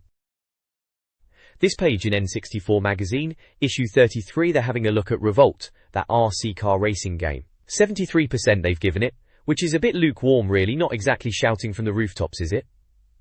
Under pluses and minuses, they reckon it's got smooth graphics, it's fast if you can get your head around the controls, and it's got a decent collection of cars. But on the downside, they reckon the tracks are badly designed, the RC car camera angle is a bit of a gimmick, and surprisingly it's a bit on the easy side to finish. The fire away bit talks about the weapons. They're saying the homing missiles are rubbish, oil slicks are useless unless you run over your own car to drop them, and turbo makes cornering a pain. Sounds like a right mixed bag of tricks then. They did find though if you grab a star it'll stop your opponents dead, which is always handy for a bit of sneaky advantage. And the ball-bearing weapon apparently is next to useless. Brilliant. If you liked this sort of thing back then, they're suggesting Micro Machines 64 Turbo, which got an even better score in the mag, 86%. Yeah, Micro Machines was a bit of a classic, wasn't it? Toy cars scrambling all over the place, good times. Greplik. Visually they thought it was alright, fast and good looking, almost like a proper PC game apparently, but could get a bit jerky and foggy. Sound-wise, catchy tunes, but ruined by the buzzing of the cars, which sounds about right for a game like this. Mastery-wise, they say it's technically impressive and quick. Lifespan got a 7 out of 10. Championships, time trials and challenges are there, but easy despite the tricky tracks. The verdict overall is, a disappointing racer, fast and exciting 1 minute, frustrating and flawed the next. Sums it up pretty well really, a bit hit and miss by the sounds of it. They're going on a bit about tricky corners, silly track designs, and computer cars being a pain. They do say the Botanical Gardens track is alright though, ironically. 90 seconds of racing around giant jumps and greenery sounds a laugh, better than 10 laps of a supermarket aisle, which is probably true. But yeah, sounds like there's a fair bit of frustration to be had with Revolt, even with the stunt tracks and sub-games. Short-lived and gimmicky, but enough to make you shout at the telly a bit maybe. This page in Import Arena is having a look at J-League Perfect Striker 2 for the N64. It's flagged up as being the new ISS, and they are asking how new it actually is. It seems to be an import game, as they mention games reviewed in this section are from Japan or America. The info burst box tells us it's from Konami, it's a 128 megabit cart, for 1 to 4 players, uses 123 pages on the controller pack, cartridge save is ticked but password save, expansion pack, rumble pack and GB pack are all crossed out. It was supposed to be out in spring 2000 in the UK but was already out in Japan, and costing about 35 quid. The review itself starts by saying, after a detour into WLS territory, they are back to the proper thing, almost. They call it the Japanese version of ISS, and the third coming of the greatest football game. They say it won't be succeeded by an English translation until next year when ISS Millennium appears. They're questioning if it's worth looking forward to, and reckon it is. But they are not sure if it's a significant change for the series, mentioning differences between ISS 64 and IS 98 weren't massive until you played for a while. After playing Perfect Striker 2 for a few days, they are giving their thoughts. Kekas. There are a few screenshots dotted about. One shows substitution time for Kyoto Purple Sanga, mentioning Gary Lineker's club of choice, and that they are Japan's most famous team. Another is about penalties working in the same way as before, using square to place the ball and calling it nifty. There's a bit about sliding tackles being a thing of beauty in ISS, and now even better in what I assume is the PlayStation version. PS2. They also mention crossing the ball is easier, just tapping left C, and that new intros to matches make the game seem snazzier and tasty. Another screenshot mentions dribbling in Perfect Striker 2 being like dribbling in ISS 98. So overall, it's looking like more ISS goodness, but perhaps not a massive leap forward from what we've already seen. Still, always good to have another footy game to play on the N64. This page features an article titled Careering Around, which is a preview or review of the N64 game Perfect Striker 2, or J-League Perfect Striker 2 as it's called here. Seems to be an import title. It talks about the new career mode, which is apparently quite text-heavy, and in Japanese, so a bit tricky for us Brits back then if you didn't know the lingo. Pijinge. They walk you through the career mode step by step from choosing your player, answering if you want to be clean living, spice boy or ugly, which is a bit of a laugh. Then you nominate your position, adjust personal details, and wade through loads of menus. All the fun of imports, eh? Apparently you can go shopping and chat to the manager in this mode, which is a bit different for a football game. Hobby. Twundle. The review section lists pluses and minuses. Pluses are things like staggering animation, breathing playing options, in-depth team tinkering, and the all-new career mode. Minuses, well, it's the lack of change to matches, and limited J-League teams guess they're saying the core gameplay isn't much different. If you like this, section mentions Michael Owen's WLS 2000, also on N64, giving it 84% and calling it a firm second choice, which I guess means Perfect Striker 2 is supposed to be better. Then they rate different aspects. Accessibility is low because of the language barrier. Visuals are only slightly improved with a highs option. Sounds are praised for a manic new commentator and crowd anthems. Mastery gets a good shout, saying developers Major A know the machine inside out, and lifespan is rated highly too, saying it'll last ages. The verdict is a 90% score and calls it a thoroughly wonderful football game, but also notes it's hard to recommend to English speakers due to being an import. So, good game if you can get your head around the Japanese text or just like pressing buttons and hoping for the best. It mentions referees have a new toe poke move, and there are new celebrations, so some new stuff at least compared to the older ISS games. And there's a picture showing you can curl the ball with the Z button for optimum penalty area scramble. Useful tip that. Overall, seems like a decent footy game if you were into your imports back in '99, even with the language barrier. This page is an article reviewing Last Legion UX on the N64. It's getting a 60% score, which isn't amazing, is it? It's being compared to Virtual On, that arcade robot battler, and yeah, I remember that being a bit confusing to get your head around back in the day. They reckon Last Legion UX is Hudson's attempt to bring that sort of thing to the N64, but they're saying it's almost nearly virtually not bad. Ouch, bit backhanded, that pretty geeky. The review highlights the two-player mode, reckons it's got potential even if it's not brilliantly executed. Arenas are varied, which is good, but the radar is a bit narrow, and there's fog in two-player, which sounds like a right pain. Weapons are a bit weak too, apparently. Looking at the screenshots, it's got these blocky robots battling in what looks like some kind of Aztec-style setting, and another one in a more industrial arena. They mention using the landscape to your advantage and getting on high spots. Standard stuff for this kind of game, really. The pluses and minuses box is pretty blunt. Pluses a nice idea, varied arenas, and custom robots. Minuses? Weak weapons, dumb CPU, annoyingly foggy two-player mode, and fiddly controls. Doesn't sound too promising, does it? They suggest if you like this you might also like Super Robot Spirits on the N64, giving that a slightly lower score of 58%. Never heard of that one, must be a bit obscure. Accessibility-wise, they're saying it's easy to get into because it's just a fighter, but the story text is Japanese, which, fair enough, who cares about that really in a robot bash 'em up? Visuals and sounds are getting middling scores of 5 out of 10, saying it's got nice robots and scenery, but predictable special effects and bog-standard fighting noises. Mastery and lifespan also get middling scores, pointing out the foggy two-player and the robot customization as lifespan boosters. The info burst box at the side tells us it's by Hudson, 64 megabit, 1 or 2 players, uses 3 pages on the controller pack, Rumble pack yes but no expansion pack or password save, and it's out now in Japan, but TBA for the US and UK. Costing 5,800 yen. Pricey. Verdict is completely different to any other N64 fighting game, but not quite good enough to make it into the Premier League. 60% says it all really. Looks like a rental at best.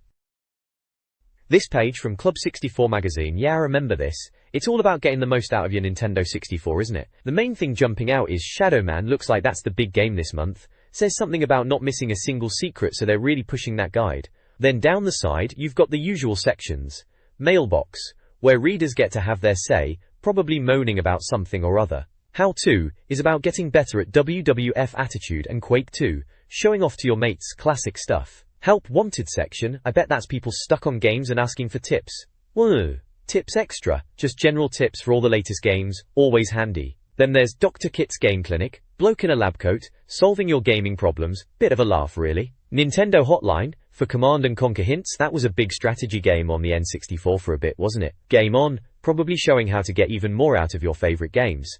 I'm the best, looks like bragging about high scores and stuff. Skill Club, new challenges for the Platinum Club, whatever that was. Contact for the notice board, and directory for game reviews. Right at the bottom, back issues and subscriptions, if you wanted to order more mags. And there's a little picture of the magazine itself, looks like Shadow Man is on the front cover too. Yeah, typical Club 64 page, all the bits and bobs you needed for your N64 fix back in the day.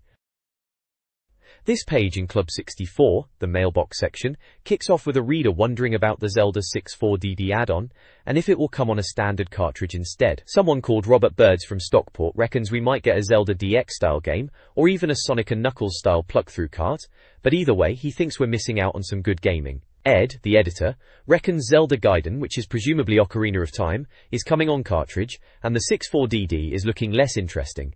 They're also talking about Mario Artist, Super Mario Adventure, Doshin the Giant, and Shogi Chess all being confirmed for cartridge release. Sounds like they're not too fussed about the 64DD then. Churcher. There's a correction corner, which is always a bit of a laugh. Someone called Michael Robertson from Dunfermline is correcting them on some Greek names in Skill Club Gold League. Nick Allen from Windsor is being a bit of a smart-ass correcting a spelling mistake. And Tom Piper from Surrey is pointing out they got the percentages wrong in a review of A Bug's Life. They also misspelt tries as tries in a Mystical Ninja review. And Dave Kirby from Sidcup is complaining about incorrect action replay codes for Desert in Silicon Valley. And finally, Michael Smidman from Bridgend is correcting them on the cheat code DEADADACK for Rogue Squadron.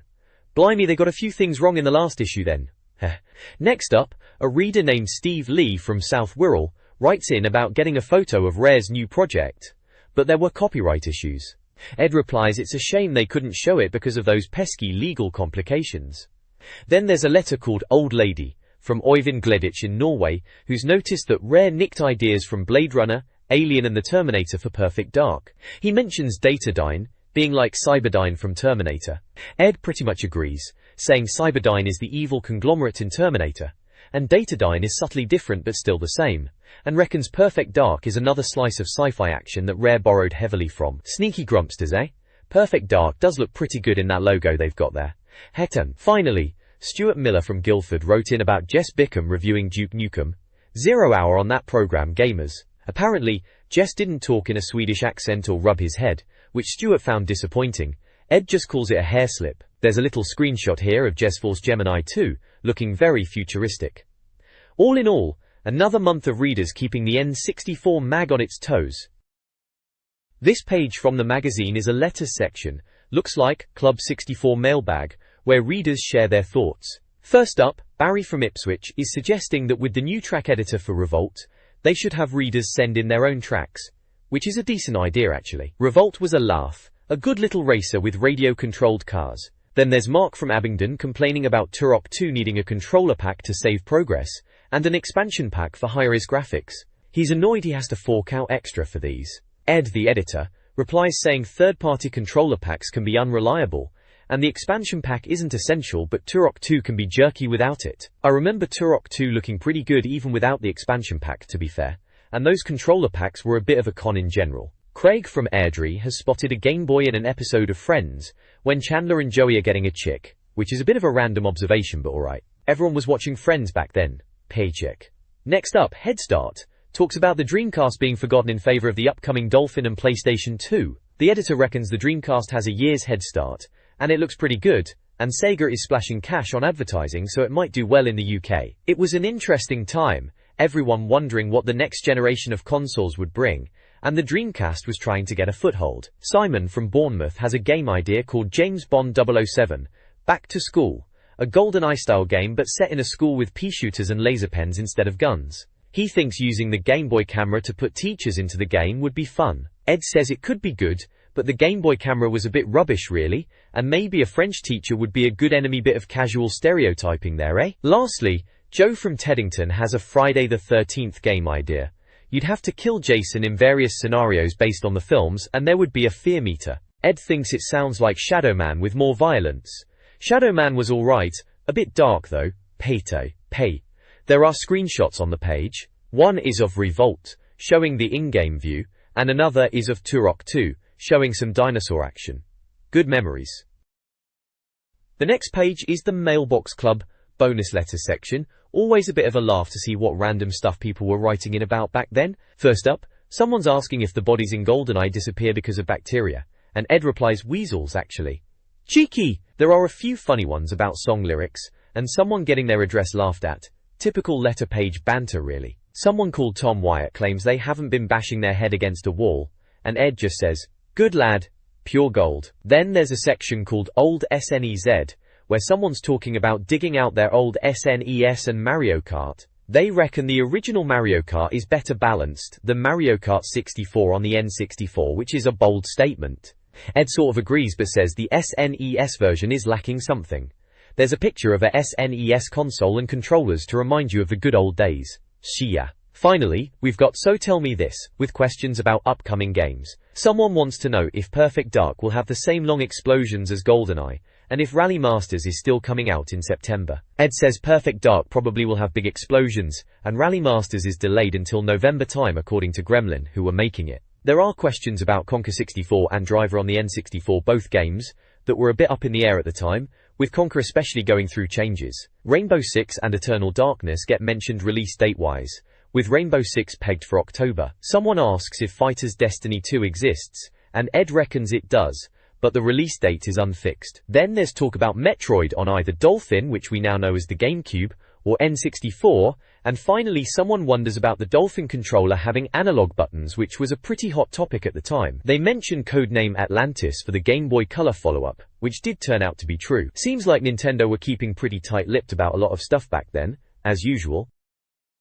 This page of the N64 magazine looks like the N64 board section, right? It's full of readers' letters and artwork submissions, typical stuff back then. There's a letter from a geezer called Kazumi Hirota who's been to Akihabara in Tokyo, which he calls Electronic Town. He's chuffed because he bought Zelda 64 there. Ed, the editor, sounds a bit sarcastic, saying he hopes Will, another bloke presumably, doesn't spend too much money on his trip to Japan, and jokes about him getting lost on the subway. Then there's a bloke called Stephen Astley, moaning about game cases. He's excited about games on DVD, and having more storage.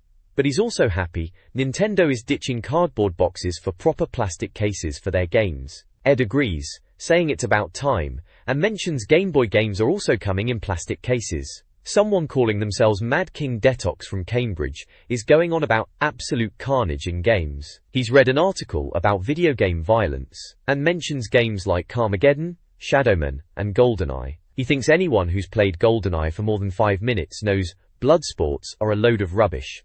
Lastly, there's Crescent, from a reader who's been on holiday in Spain and noticed a bay that looks like Crescent Island from Pilotwings on the N64. He's sent a postcard to prove his point. Ed's comment is that it's a bit strange, or is he just seeing things? Warrington Norcus.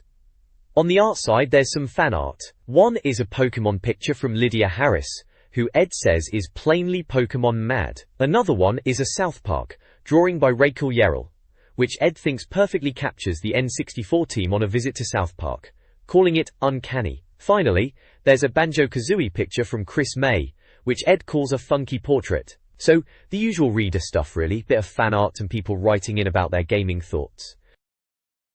This page then, is from the Mailbox Club section. Looks like readers have been writing in with their opinions on some N64 games. Right at the top, it's asking for your chance to tell them what you think. Sick hack. First up, there's a chap called David in Switzerland giving his thoughts on Yoshi's Story. He sounds a bit miffed, reckons he bought it based on good reviews after liking the SNES version, but ended up feeling like he wasted his money. He mentions the graphics are nice, all colourful and that, but it's too short and simple. Even his mum thinks it's for babies. He seems proper baffled by the 86% score they gave it, and only reckons it's worth 41%. Ouch, strong words for poor old Yoshi. Next is Duke Nukem 64. Stephen from County Fermanagh has written in about that.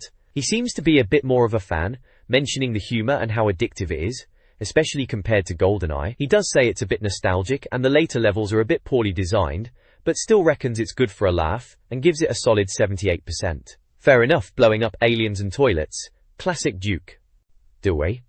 Then there's IS98. Ben from Liverpool has got in touch about that footy game. He thinks Konami nailed it, especially the goalie being a bit robotic but in a good way, making it challenging. He reckons level 5 is proper difficult, but satisfying and scoring goals is ace. He's given it 55%, which he thinks is a decent score for it. Lastly, Dan from Barnsley is talking about Cruisin' World. He doesn't think it's a bad game at all, says it's fast, fun and challenging, even if it's not quite F1 World Grand Prix. He likes the tracks and hidden cars, reckons it does all the important bits well, but it's a bit lacking on graphics and sound. He's given it 75%, which he thinks is much better than the measly 38% they originally gave it. He'd rather play it than Top Gear Rally or GT64 any day. So yeah, just some readers giving their opinions, bit of a mixed bag of scores there. Looks like they are wanting folks to send in their reviews to the address at the bottom, probably for the next issue. This page from N64 Magazine, right? It's a how-to guide for Shadowman. Remember that one? Bit of a spooky game for the N64, wasn't it? This article is all about how to survive your first few hours in the game. Reckon they thought we'd all be a bit rubbish at it to start. Those who are not considered predators must therefore be considered prey. Bit dramatic, that quote, isn't it? Daniel Glenfield wrote it, apparently. They've got a What We Said section, reminding us they reviewed Shadowman back in issue 32, and gave it a massive 93%. Bloody hell, that's a proper score. They called it All That We Hoped For, and much, much more. An out-and-out blood-stained classic. Quite the praise, eh? Maybe a bit over the top, but we were easily impressed back then. Looks like they are giving us a few tips with screenshots, like watching out for pitbulls. Apparently they won't hurt you if you don't hurt them. Inside one of the Gad temples, it says, jump for your life. Always helpful, Cheers magazine. Then there's swinging through the Louisiana Bayou, and finding a secret area by Nettie's church where you need to find an underwater switch to open a door. Standard game stuff really, but I suppose if you were stuck, it might have been useful. 70 hours of gameplay they reckon, and very hard, so maybe these tips were needed after all. They were promising a full double game guide next month, so this was just a taster, to get us started. Memories of getting game hints from magazines rather than just looking it up online instantly, those were the days. This page from Club 64 is all about getting started in Shadowman on the N64. Looks like they are trying to ease us into the game, which is fair enough as it can be a bit of a head-scratcher at first. It kicks off in Bayou Paradise, Louisiana, which they say is basically a tutorial to get used to the controls, running, jumping, all that jazz. Apparently you meet Nettie, have a chat, grab your gear, and then head to a shed to use your pistol. Something about a lock, typical game logic really. They mention pitbulls in the garden, sounds charming. Then it's off to the swamp and a cave with a sunken house to find shotgun shells. Standard stuff. Then there's a bit about regenerating ammo. Fancy name for shooting barrels of shotgun shells to get more shells. They point out that the shotgun doesn't come with loads of ammo to start with, which is a bit stingy, but apparently you can keep reloading by saving and reloading the game. Bit of a cheesy trick, but hey, if it works. Warren Nook. Next up is Deadside and Marrow Gates, with a character called Jaunty, who's supposed to be helpful, but they reckon his advice is debatable. He'll open the gates though, which is handy. They mention using the left C button to open the coffin gates. Default control, good to know. Warranty. Finally, they talk about coffin gates in general, saying Deadside is massive, and these gates divide it all up. Apparently, they are there to stop you shortcutting through the evil bits, which makes sense. You need to collect Dark Souls to open them, and you can use your shadowgun on these little govy things to release Dark Souls. They reckon the rings around the doors show you how strong they are, and doors further in Deadside are tougher. Sounds like a bit of a grind, but that's often the way with these games, isn't it? Gotta power up to get further in. Pick up the Prophecy too apparently for a bit of a story overview, not that you usually paid too much attention to that back then, did you? Just wanted to blast some baddies. This page is all about getting your hands on some decent firepower in Turok 2, Seeds of Evil, specifically in the Wasteland Temple of Life level. First up, it's the Shadowgun. Apparently once you've snagged a Dark Soul, this thing lets you fire charged shots. Hold the button down, target an enemy, and release. The more Dark Souls you collect, the stronger it gets. They reckon it's a bit dodgy at first, but once that shadow meter is up, it becomes a proper effective weapon. Good to know, might actually give that a go myself instead of just blindly running in like usual. Then it's onto a walkthrough for the Temple of Life. Sounds like a bit of a puzzle to get through. You have to push buttons, use ropes, go underwater, rotate a wooden wheel in a tent. Typical N64 puzzling really, bit fiddly, but you get there eventually. Following these steps seems to lead you to Dark Souls, and another weapon called the Asan. The Asan, they call it a powerful mambo rattle. Bit of a daft name in it. It shoots fireballs, but needs orange skulls for ammo, naturally. They say it's good for surprise attacks or strong enemies, especially if you pair it with the shadow gun, one in each hand like some sort of futuristic gunslinger. Apparently the Asan has longer range, shown by the crosshair color, but it's slower to attack, making it tricky against nippy enemies. Their advice is to save the Asan for emergencies. Sounds reasonable. Probably best not to waste those orange skulls on every little baddie you see. Looks like grabbing the Asan lets you open the next coffin gate and move on.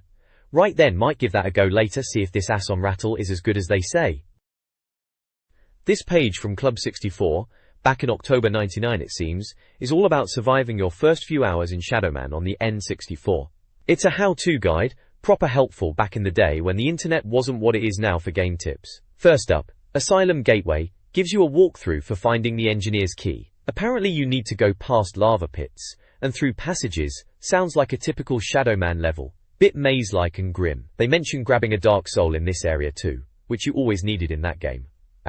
Then there's Asylum Cathedral of Pain, which sounds delightful, doesn't it? This bit talks about a rather disturbing area with big boys, presumably tough enemies, Govi maybe. It mentions not being able to defeat them properly yet, but giving them a taster before heading to Deadsides. And, get this, they hint at finding an Uzi in the prison Cheeky. Finally, Luke's teddy bear. This one is about one of the more useful items in Shadowman. Apparently this beat-up teddy lets you walk between places you've already been, live side and dead side. Handy for backtracking, and it seems like you can use it from the inventory screen whenever you want. Good old Luke's teddy bear, eh? Who'd have thought a teddy would be so useful in a game like Shadowman? This page is about a walkthrough for Shadowman on the N64, covering the Path of Shadow, Prophecy Chamber and Temple of Fire, toucher sections. It's all about getting through these tricky bits, where you need to open some coffin gates using something called L'Eclipse La Lune, which sounds a bit pretentious if you ask me, and apparently unleashes the power of shadow. It guides you through puzzles involving Dark Soul collection from enemies called Govi, bit of a silly name in it, and navigating swinging blades and pendulums. For the Temple of Fire, toucher section, it's all about surviving fire traps thanks to this toucher ability you get. Sounds like a right pain involving fire blocks, flaming ledges and more Dark Souls.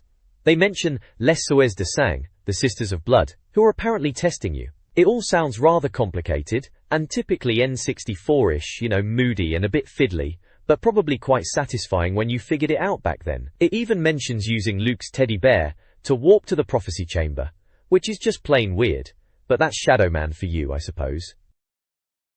This page from Club 64 is all about surviving your first few hours in Shadowman on the N64, back when that was the shiny new thing. It's split into sections, kicking off with Path of Shadow, Prophecy Chamber. They're giving you a nudge about finding a dark soul, saying you can push a fire block after getting the prophecy, and it'll lead you to another one. Seems obvious now, but back then, a little hint was always welcome. Agaboleth.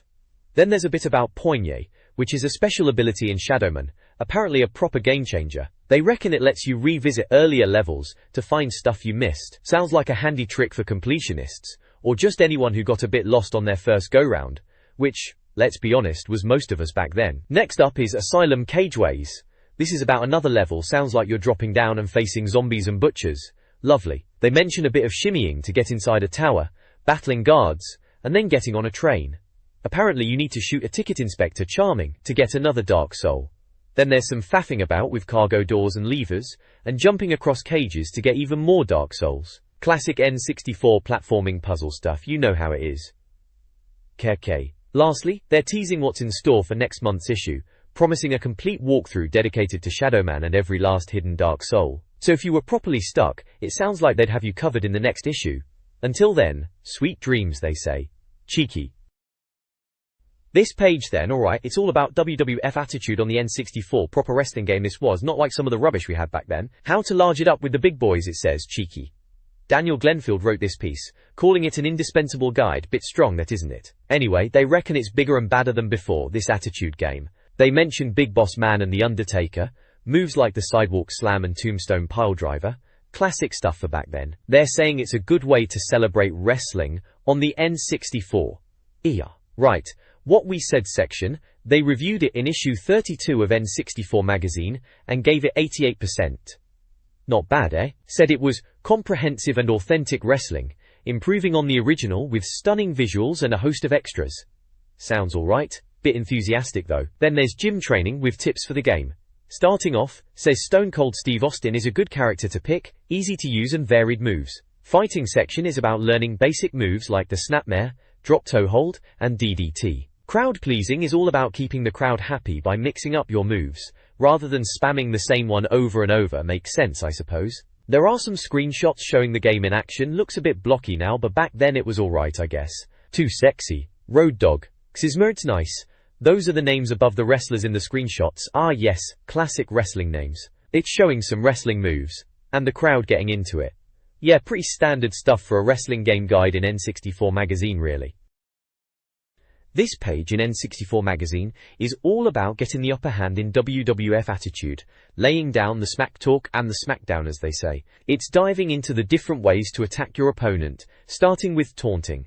Apparently, if you press the kick and tie up buttons, your wrestler will have a bit of a pose off, which not only makes you look a bit of a prat, but also makes your next move twice as powerful. Risky business if you ask me, as you are also wide open to a kicking.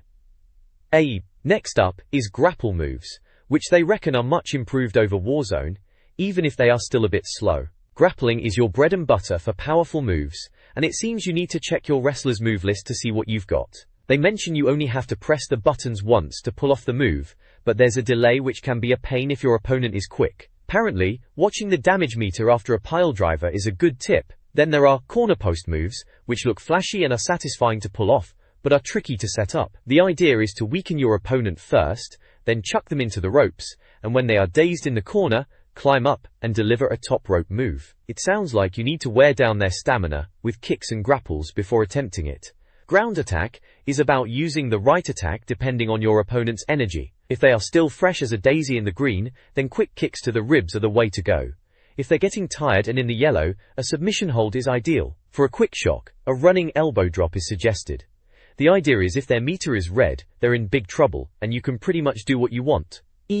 On the way up is about what to do when you're knocked down. If your opponent isn't going to block, you should pick yourself up and keep hammering the punch button to deliver a powerful uppercut to their jaw when you get up. It's all about the surprise apparently, and it can be a one-hit knockdown. Finally, variety is just telling you to mix up your attacks so your opponent can't predict what you're going to do next. Sound advice really. Looking at the screenshots, it's all very blocky and a bit clunky compared to what we have now, but back then this was pretty much cutting edge for wrestling games on the N64. Happy days trying to pull off a decent pile driver on your mates after school.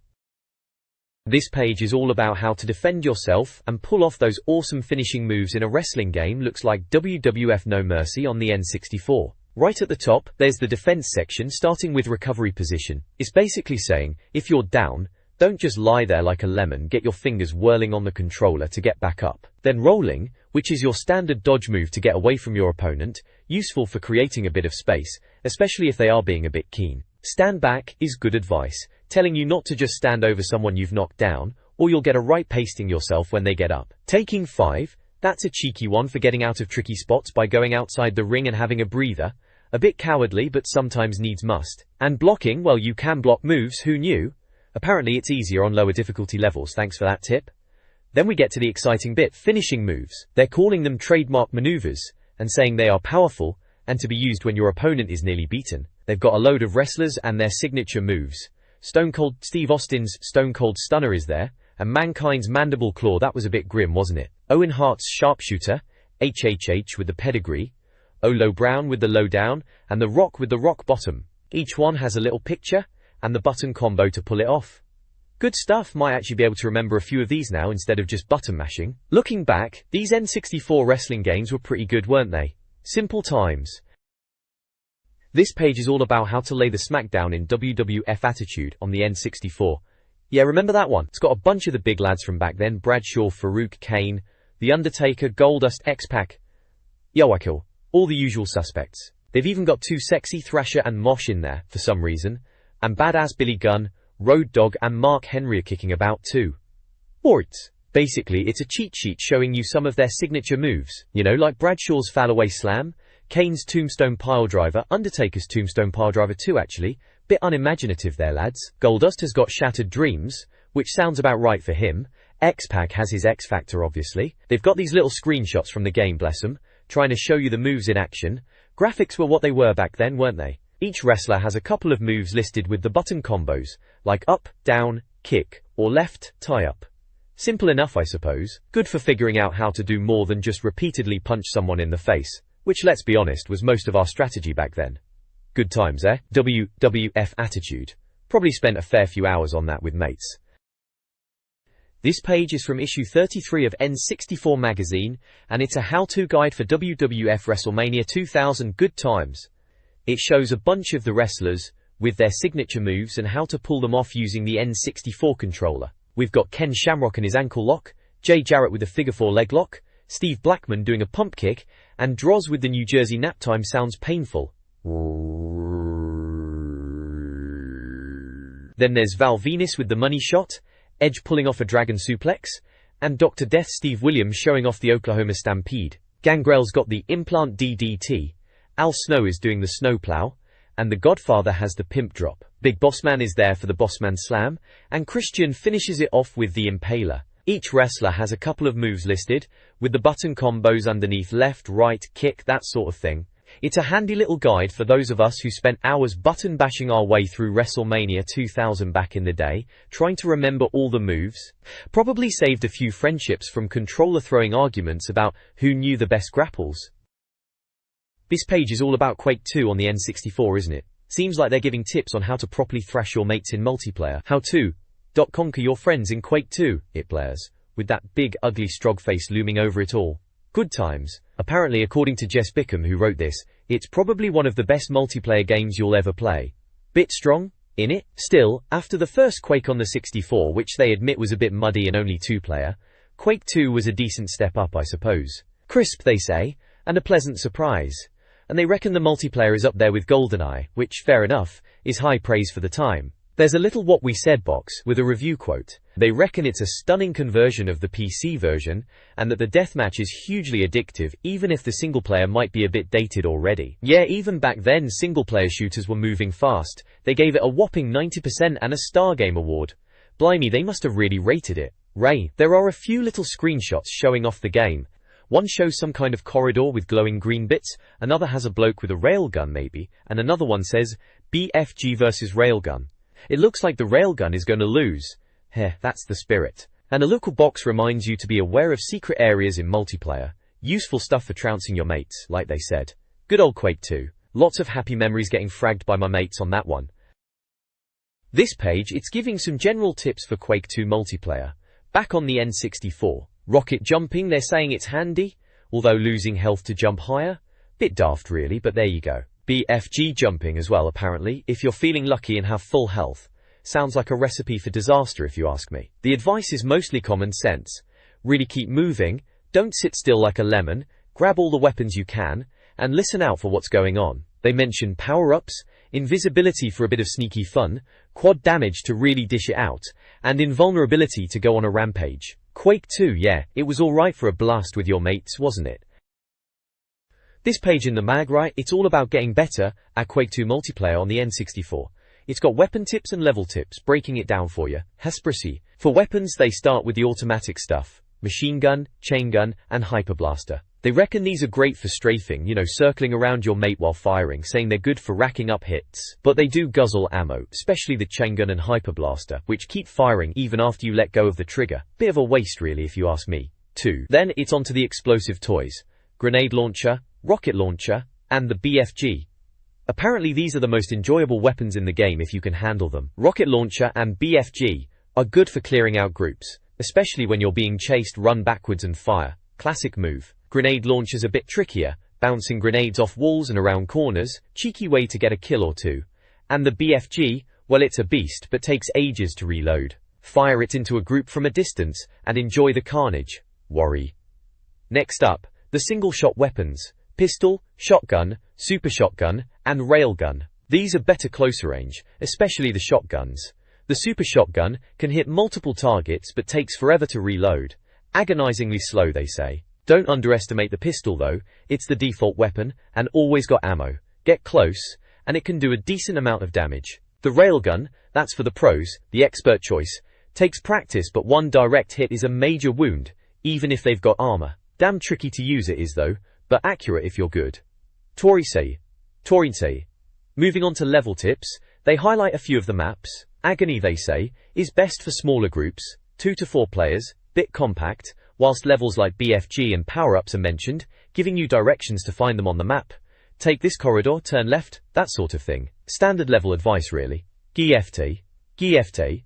Generally they reckon Quake 2's multiplayer levels are well designed, compact so you don't get lost, but packed with stuff. Mentioning levels like Fortress, Corridors, and Mad Dash, saying they can be a bit samey because of all the corridors, but there's enough variety to keep you going for ages. Friend-and-friend violence, as they put it. All in all, just a quick guide to some of the better levels and how to use the weapons effectively.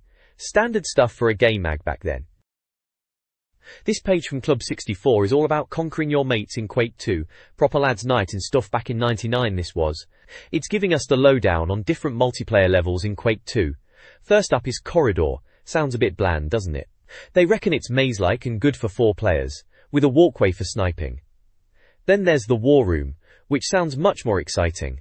Apparently it's a Team 64 favourite, full of things to keep you busy, mentioning a gantry to the BFG, and a power-up cell. Classic Quake really. Cold Steel is next, described as a single-level map with wide corridors and lifts to raised platforms perfect for lobbing grenades about, which is always a laugh. Dying Halls is called more complex, best with 4 players so you don't get lost. They mention color-coded platforms, one with a BFG, and another with a rocket launcher, as landmarks. Sensible idea that. Empty space is Mr. Kit's favourite apparently. Open plan layout good for 2 to 4 players with regular firefights. Sheer class they say. Lastly, Overflow. Plenty going on with teleporters to the higher levels, BFG area, and staircases to the rest of the level. Sounds like a bit of a complicated one. For each level, they point out where to grab the good stuff, like the BFG, rocket launcher, and mega health and bits about switches and secret doors. Standard Quake tactics really. Run fast, shoot straight and grab the best weapons first. Good times. This page in N64 Magazine, blimey, takes me back. So it's all about Mario Kart 64, which, back then, was still pretty fresh and we were all still glued to it. This article is a how-to guide for new courses, well, new ways to race the old courses really, which is a bit of a clever idea to keep us interested. They've got 2 examples here. Train car chase on Kalimari Desert, suggesting you race around the railway tracks against the trains. Sounds like a recipe for disaster, but also a laugh. And then road safety on Toad's Turnpike, telling you to race backwards. Good luck with that and Lakitu, I reckon. They reckon the skill for both is handling, which is a bit of an understatement when you're dodging trains or trying to see where you're going backwards. There's a little help wanted ad on the side too, looking for people to write game guides. Excellent rewards, it says. Probably a tenner and a pat on the back, knowing magazines back then. They even mention an exclusive N64 record bag if you get your guide printed, designed by some bloke called Mr. Will Overton.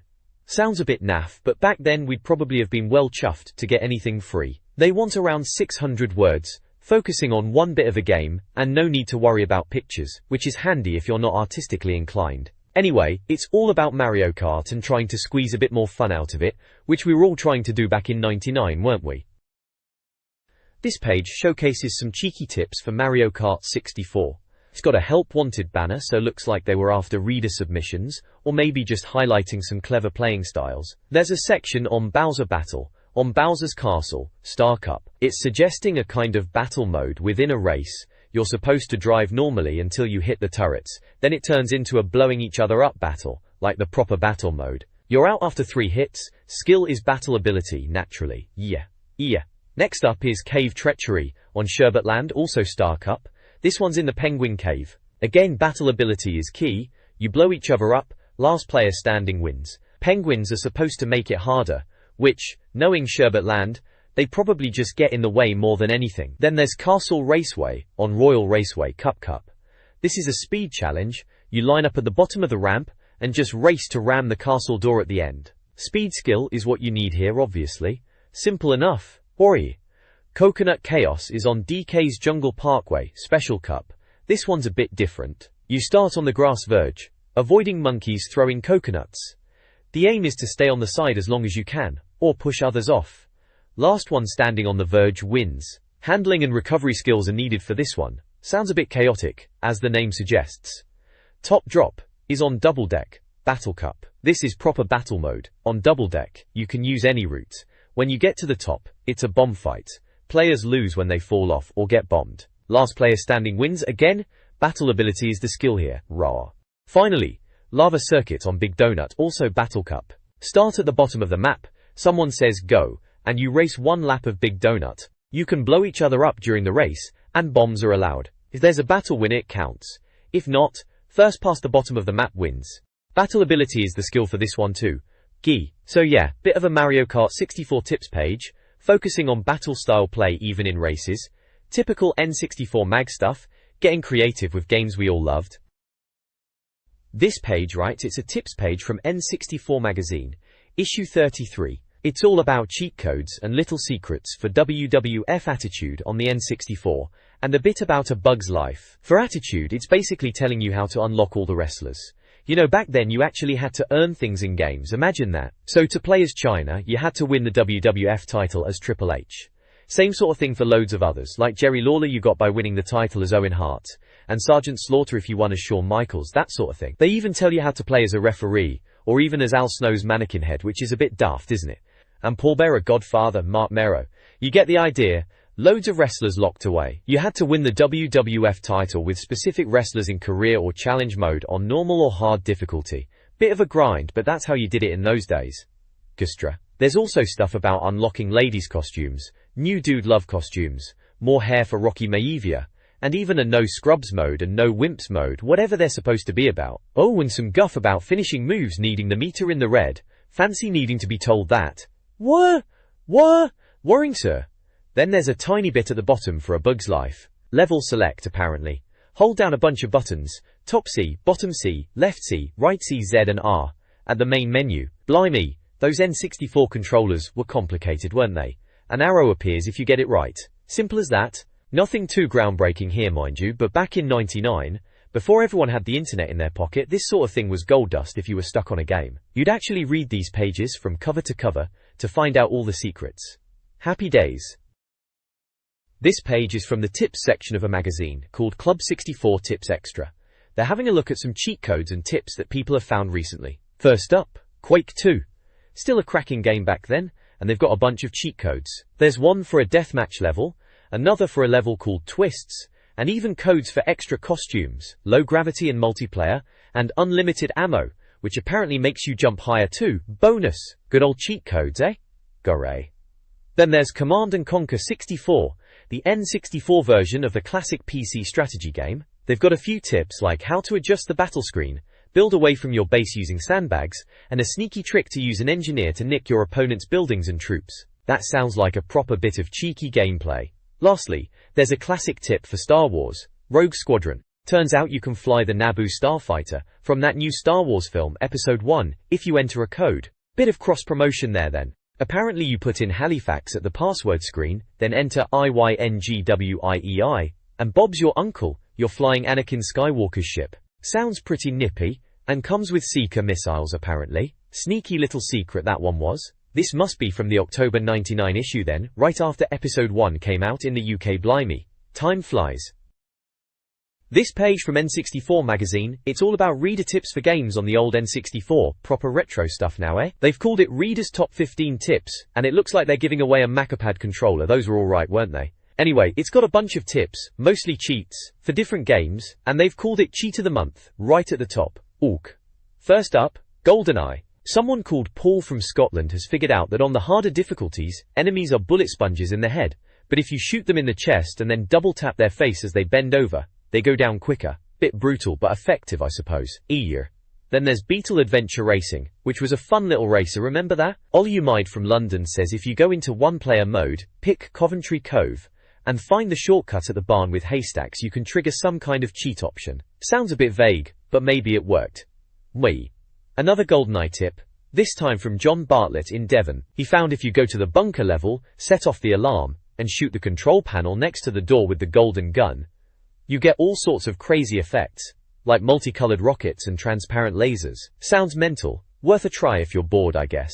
FIFA 99 is next. Someone called Ananon, a bit mysterious, found a Ronaldo cheat. Apparently he was cunningly put in the game under the player name Falcio, and they changed it back to Ronaldo. Bit of a non-tip really, more of a fun fact. Ruchi. Turok 2 gets a mention. Michael from London has found a way to avoid cutscenes when warping in the cheat menu. Handy if you're in a rush to cheat, I suppose. Rich. Star Wars Episode 1. Racer. Blimey, that pod racing game. Darren from Newcastle has got a complicated button combo for a cheat. Something about holding down Z and pressing buttons. It's all a bit much to take in now. Quake 2. Proper old school shooter. Someone's found a password for a time attack mode. FBBC VBBF BBC VBF7. Might be worth jotting that down if you still have Quake 2 knocking about. Warrington Mail Voistra. Turok 2 again. Ian from Glenrothes has a tip for multiplayer. Get a rocket launcher, get close to a wall and fire it when someone's facing you straight on. Bit obvious maybe? GoldenEye again. Someone called Anon again has found a pigeon shooting cheat. Go to an outside level, fire a grenade launcher at pigeons quickly, and apparently, they get blown to bits. Charming. Star Wars Racer again. Stuart from Bath says holding Z and B while cornering will make you slide. Another racing tip for that game. Warrington Norsa. Another GoldenEye tip. Richard from Kent has figured out that if you hide in boxes as Oddjob in multiplayer, you're harder to hit. Well, duh. Everyone knew that, didn't they? Micro Machine 64 gets a look in. Someone called Robbins from Kent says if you drop under the pool table on Love Hearts level, after going under a triangle, you can become invisible. Sounds like a glitch to me, but alright. Gekko. GoldenEye yet again. Ben from Thomas Williams found that Bond moves faster if you use strafe. Groundbreaking stuff. Gekko. FIFA 99. Ben from Leicester has a corner kick cheat. Something about changing arrow direction, pressing right C twice and pressing B. Sounds like it might work, might not. Finally, Legend of Zelda. David from Kent says use the hookshot or longshot to aim the bow and arrow. Makes sense, I suppose. Press E. And at the bottom, it's asking for your own tips to send in to win a pin badge. Here's my top tip, it says, with a little form to fill out. Those were the days, sending in your tips to magazines. This page from N64 Magazine, it's Dr. Kit's Game Clinic. Always a chuckle to see what gaming ailments folks were suffering from back then. Tense, nervous, game-related headache, it asks, encouraging you to let Dr. Kit's massage your temples. Right then, so it's the usual setup. Readers write in with their game woes, and Dr. Kit's dishes out the cures. First up is Philip from Silebi, bless him, stuck on Pilot Wings 64. He can't nail the cannons on level 3, and wants coordinates. Dr. Kit's, ever helpful, rattles off very specific vertical and horizontal power settings for each cannon. Remember Pilot Wings? Bit of a launch title, wasn't it? Quite relaxing in its way, but those score challenges could get a bit tricky. Next, Aidan from Galway is wrestling with WWF Warzone. He wants to know how to play as Cactus Jack and Dude Love, but as the female wrestlers. Bit of a convoluted question that. Dr. Kit's patiently explains you have to slog through the one-player challenge mode, then tap L and R at the mode select screen to get to the basement cheat list. Finish the game as Mankind, and boom, lady grapplers for everyone. WWF Warzone, eh? Button mashy goodness, wasn't it? Trying to unlock all the wrestlers was always a mission. Then there's Louise from Grimsby, having trouble with Space Station, Silicon Valley. Specifically, the second desert level, hot cross buns. She can't change the noughts to crosses, even after dumping bodies on them. Grimsby humor.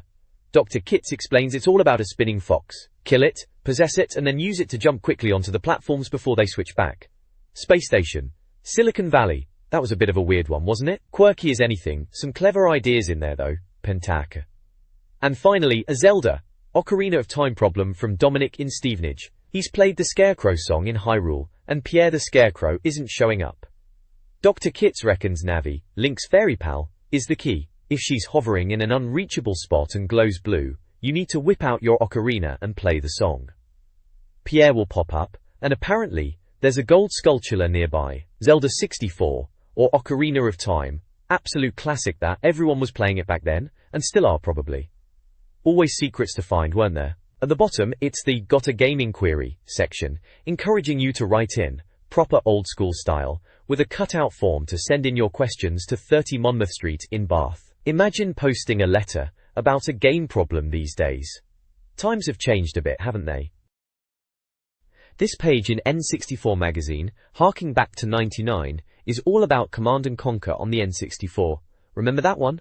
It was a bit of a surprise to see a proper real-time strategy game on a console back then, wasn't it? Apparently, the reviewer, some bloke named Tim, gave it a decent 75% in the last issue, though it sounds like he was getting a bit wound up playing it. The article here is giving some tips for the game, probably because Tim was struggling. General advice like positioning your units well and using comm centers. Obvious stuff really. Then there's base building tips like surrounding your construction yard with other buildings.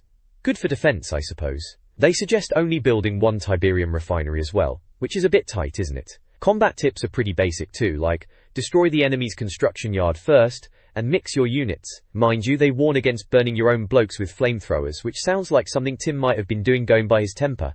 Good times, good times. This page in Club 64 is all about the Nintendo hotline, remember them? Always a lifesaver when you were stuck on some dodgy puzzle in Zelda or something. They're boasting about their team of expert gamers. Always good to know someone who actually knows their stuff is on the other end of the line. It looks like they're open most of the day, and even weekends now, which is a step up. They've even got some common questions up here which seem to be about some real-time strategy game. Looks a bit like Command & Conquer, you know the type. They're talking about Tiberium and building units and all that. Must be a N64 game. Handy tips though if you are into that sort of thing. Power plants, minigunners, engineers, the usual strategy game malarkey. And blimey, they've even got a fully automated service now, imagine that. 50p a minute, mind. Better make sure you've got permission from whoever's paying the phone bill. This page in N64 Magazine, right? It's all about 8 challenges to really put you through your paces on your N64. They reckon if you think you've finished all your games, think again, as these are supposed to be proper mind-bending tasks. They even quote Shania Twain to set the tone, something about not being impressed much, bit cheeky that. First up there's Silicon Valley, or Can't Get No Sheep. Sounds like a right pain having to herd sheep with the dog in that second level, but not into the pen, oh no, into the kennel with the dead sheep, lovely. They rate it on sheep, with 4 being the easiest and 1 being for proper tryhards.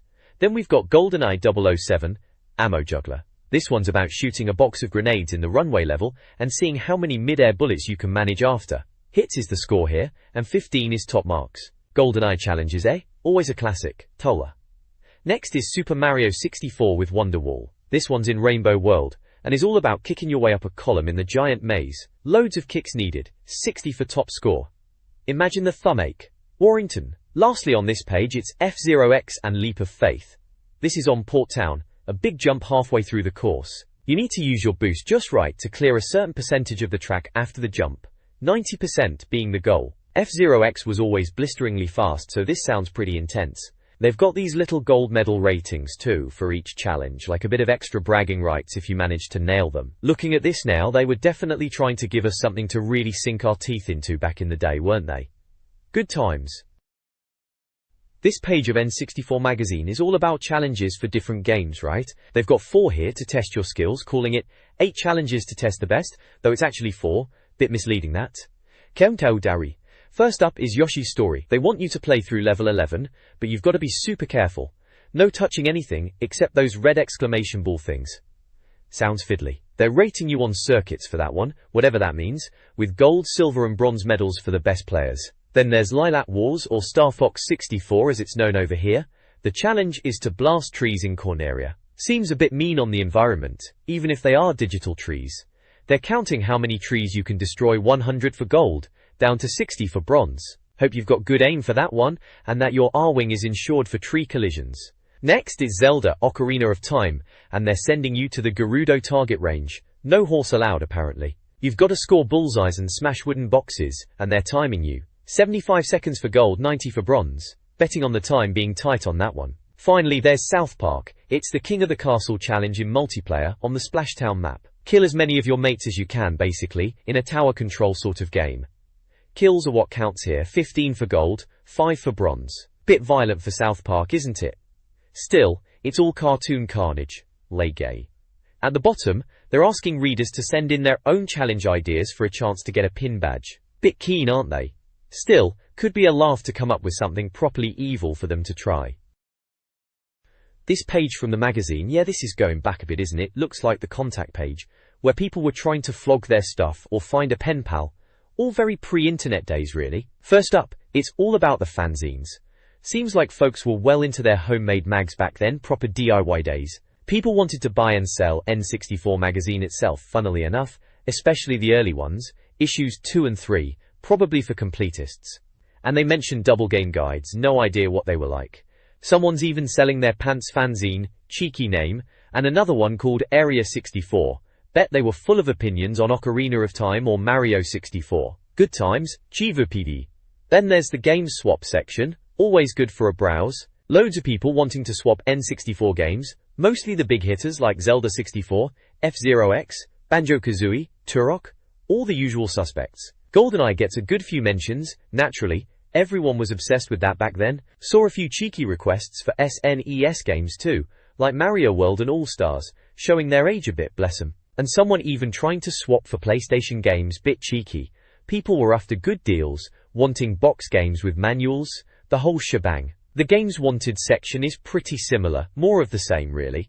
Rogue Squadron, Micro Machines 64, GoldenEye again, these were definitely must-haves. More SNES games too, seems like retro was already a thing, even back then, or maybe they were just skint. Wara. Lastly, the pen pal section. Bless people looking for mates who were into the same stuff, mainly N64 of course, ages ranging from kids to adults, all wanting someone to write to about games, music, Simpsons, you know, the usual 90s stuff. Boy George gets a mention for some reason, and break dancing. Bit of a mixed bag of interests there, but all about connecting with fellow gamers before the days of online multiplayer and forums, wasn't it? Quaint really. This page from the magazine is talking about classic game heroes that haven't made the jump to the N64 yet, calling them missing in action. First up is Samus from Metroid. Apparently it was only at the end of the original NES Metroid that everyone realized Samus was a woman, a bit of a surprise back then. They mentioned Super Metroid on the SNES, a fantastic side-scrolling shooter, and reckon the good news is she is on her way to the N64 for a game called Metroid 64, using the Zelda game engine no less. Sounds promising if a bit late to the party. Game S. Next is Kirby. Described as a pink balloon, which is about right. They talk about Kirby Super Deluxe on the SNES, another solid game, and mention a guest spot in Super Smash Bros. On the N64. They say Kirby was meant to star in a racing game, called Kirby's Air Ride, but it got binned and restarted when Miyamoto wasn't happy with it. They think it might be out next year, Kirby 64, if Miyamoto doesn't mess with it again. Durga.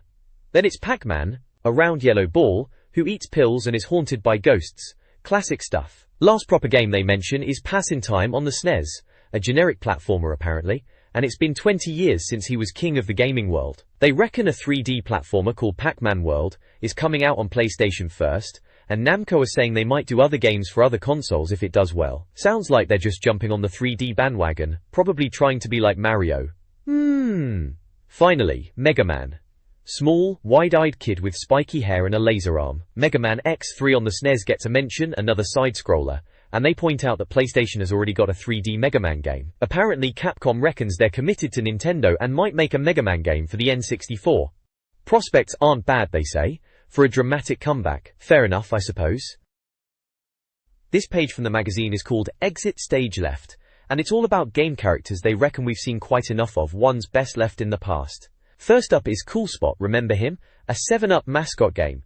They describe him as strutting around like the Fonz and being cool for way too long. There's a screenshot of the game. Typical platforming stuff from back then, bright and colourful. Then there's Soccer Kid, which they don't hold back on, calling it a terrible character and a terrible game. Apparently this kid just kicked footballs at enemies. The screenshot shows some side-scrolling platforming in front of what looks a bit like Big Ben. Sounds awful. Prie. Next is Zool, pitched as a Sonic for the Amiga. They say he appeared in one game, maybe two, and then vanished. Apparently he was meant to be a ninja ant, but they reckon he was just awful. Screenshot shows some fast-looking platforming. Very Amiga-ish indeed. Gade. Teenage Mutant Ninja Turtles get a mention, but more as a general thing, not a specific game. They say it was a strange time when bandana-wearing amphibians were national heroes, and with Pokemon taking over, they doubt they'll be back. Screenshot is a beat-em-up, classic Turtles action on a bridge. Bubsy is next. Cocky Bobcat, who thought the world of himself, wearing a t-shirt and no trousers apparently. His PlayStation game flopped, and they hope that's the end of him. Screenshot shows a 2D platformer. Looks a bit like a poor man's Sonic. Noji. Moving on, Bomberman gets a bit of a kicking. They say he's a small, violent, robotic chap. Last seen in Super Bomberman 3 on the SNES and Bomberman Hero on the N64. They weren't impressed with Bomberman Hero, calling it an uninspiring 3D adventure lacking multiplayer. They're wondering where the proper Bomberman is, like the SNES originals. Screenshot is classic Bomberman maze action, calling E. Lemmings are next. Small suicidal GITS. They describe them as walking into fires and crushes and dying. Last seen in Lemmings 2, on the SNES. They reckon they're dead and buried now. Screenshot shows a typical Lemmings level, with a load of them walking off a cliff. Turrican is in there too, described as angry-looking German, with a Michael Bolton haircut. Last seen in Super Turrican 2 on the SNES. They say he's making a comeback on the N64 with a game called Tornado, originally planned for the N64, but moved to the Dolphin, which we know as the GameCube. Screenshot is classic Turrican side-scrolling shooting, judo. Finally, Earthworm Jim, worm with attitude. They reckon he's disturbing and muscular, with one eye bigger than the other. Last seen in Earthworm Jim 2, on the SNES. They mention he had his own cartoon, and was supposed to be in Earthworm Jim 3D, which they were previewing soon. Screenshot is classic Earthworm Jim, looks as bonkers as ever. Overall, it's a bit of a grumpy look back at characters they weren't too keen on, or had maybe just run their course by '99. Fair enough, some of them were a bit naff looking back. This page is all about characters that have gone a bit quiet on the game scene, under the title Missing in Action. It's using this milk carton idea like they're lost and need to be found again, which is a bit of a laugh. First up is Kid Icarus, described as this small angelic boy. They mention his last game was way back on the NES in '88, and he was supposed to defeat Medusa. Apparently he's in video game heaven, or that's where they reckon he belongs because his game wasn't as big as Metroid. Warness. Then there's Jetman, the moon-based space geezer. Last seen on the NES in '88 as well, in Solar Jetman. They're wondering what happened to him, since his game was on the Spectrum originally. They think there might be a chance of him coming back, especially with the bug blasting games being popular again. They even joke about how frustrating Solar Jetman was, saying they smashed their knees to bits because of it. Bit dramatic, lads. Next is Kamek, or Magikoopa. He's described as this bloke in a cloak who rides a broomstick. Last seen in Yoshi's Island on the SNES. They say he's Yoshi's most incompetent enemy, and that Miyamoto likes to bring back old characters, but they haven't heard anything about Magikoopa since Yoshi's Island. They even saw him in Mario Kart 64 before Donkey Kong replaced him, poor bloke. Justin. Bonk is next, the prehistoric kid with a big head. Last seen in Super Bonk's Adventure on the SNES in '94. They reckon he was popular on the SNES but got overshadowed by Bomberman. They hint that he might pop up as a secret character in Bomberman 64 too. Warrington none. Moving on, Yoshi is back once again, so he's not missing, he's coming back. Even though Yoshi's story wasn't a massive hit in Japan, they reckon he's still too popular to ditch, and they expect to see more 2D platforming from him in a couple of years. Goemon gets a mention. They say the mystical ninja legacy will continue. Even after the Goemon 2 disappointment, they're hoping for a return to the proper platform/RPG style of game. Dodeek. Fox McCloud is there, saying Lilac Wars was a labor of love for Shigeru Miyamoto, but Nintendo consoles seem to be limited to one-star Fox game each, so maybe Lilac Wars 2, on the Project Dolphin, which we now know as the GameCube. Jeshukastra. Then it's Wario. Mario's archenemy is happy adventuring on the Game Boy, but they reckon he'll cross over to the N64, or Dolphin, eventually. Lastly, Banjo-Kazooie. They say a comeback is on the cards. Banjo-Tooie is the next game, but with Perfect Dark and Donkey Kong 64 out, it might be a while before we see it. Good games those were. Perfect Dark and Donkey Kong 64 took up loads of time, those two.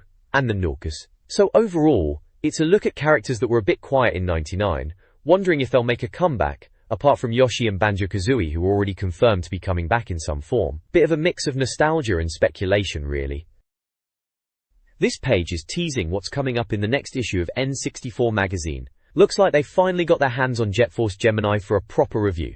Which is fair enough, it was a massive game at the time, everyone was talking about it being Rare's next big thing after GoldenEye and Banjo-Kazooie. They're saying it's taken months to get a review copy, and that they'll have the biggest and best review next month. Plus, world's first tips, bit of a claim that, isn't it? There's a screenshot, looks like some futuristic corridor shooting going on, and a picture of the characters, that blonde girl and the kid in the space helmet, and that weird robot dog thing. Then there's Shadow Man, looks like they're doing a big playing guide for it. Remember that one? Dark, a bit different. They're promising absolutely everything in the guide, so cheats and secrets and all that guff, probably useful if you were stuck. They've got a few of those little symbols too, typical cheat code things. And lastly, World Driver Championship. Apparently it's out on the 24th, and they're going to show you how to complete it in the next mag. Bit keen, aren't they? It's just a racing game, not exactly Zelda. Still, must have been something to look forward to if you were into your driving games. They've got a little screenshot of a car racing, nothing too exciting. Overall, looks like a pretty packed issue coming up if you were still buying N64 Magazine back then. Jet Force Gemini was definitely the main draw though. Everyone wanted to know if it lived up to the hype. This page of Planet 64 Mag, issue 34 it is, boasts about being jam-packed with 140 pages for your N64 fix. Looks like they're previewing a few upcoming titles with even more pics splashed across the page, featuring screenshots of Turok Rage Wars, South Park Rally, and Donkey Kong 64. Those were the days when a few blurry screenshots were enough to get you hyped for Christmas. Then there's the reviewed section showing off games they've put through their paces in this issue like Road Rash 64, Rayman 2, and Quarterback Club 2000. Remember Road Rash on the 64? Good times, good times. Rayman 2 was a bit of a looker back then, wasn't it? And Quarterback Club, well, it was another football game. They all looked the same, to be honest. Rodra. Apparently this issue went on sale on Thursday, the 7th of October. Blimey, time flies. Over on the right, they've got a section for next month in Planet Game Boy showing off some Game Boy bits, reviewing Silicon Valley and Grand Theft Auto on the handheld. Tipped as well is Pokemon and R-Type DX. Game Boy Color was still pretty fresh then, decent little handheld. Mugsa. They're listing a load of reasons to pick up the mag with bullet points, like first news on the latest N64 games, tons of tips and cheats, every Japanese and US game reviewed, new Skill Club 64, and loads of prizes. And of course, they reckon they're giving the only reviews you can trust. Bit cheeky, weren't they?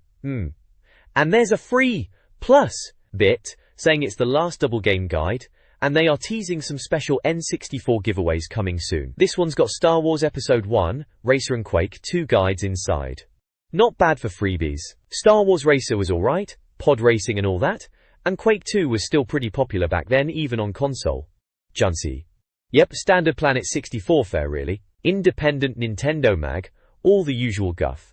October 99 according to the bottom, issue 137 down there as well.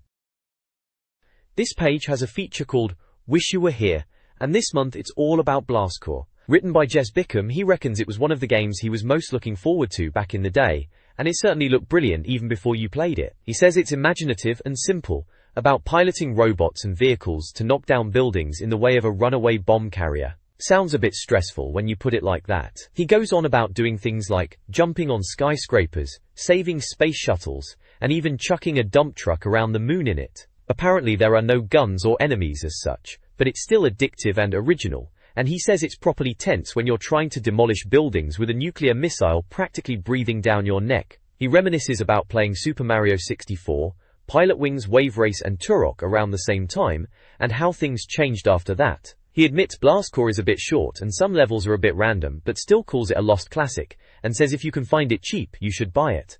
On the right side, there's the index for issue 33. Looks like the usual mix, previews for games like Battlezone, DK64, and Gex 3, Deep Cover Gecko, as well as Hot Wheels, Rayman 2, Rainbow Six, and Turok Rage Wars. Plenty of reviews too, for Hybrid Heaven, J-League Perfect Striker 2, Last Legion UX, Michael Owen's WLS 2000, Monster Truck Madness, Revolt, Ridge Racer, Roadsters, Ringrats, The New Tetris, Tonic Trouble and more. Then there are regular sections like Game On, Help Wanted, Hotline Tips, Skill Club 64, Tips Extra, Retro World, and Club 64. Oh, and of course, news and charts and stuff like that. Rigulous. There are a few screenshots from Blastcore, dotted around the article, showing the robots in action, and some of the demolition. Right at the bottom it says this issue is on sale from the 6th of September, and the next one's out on the 7th of October.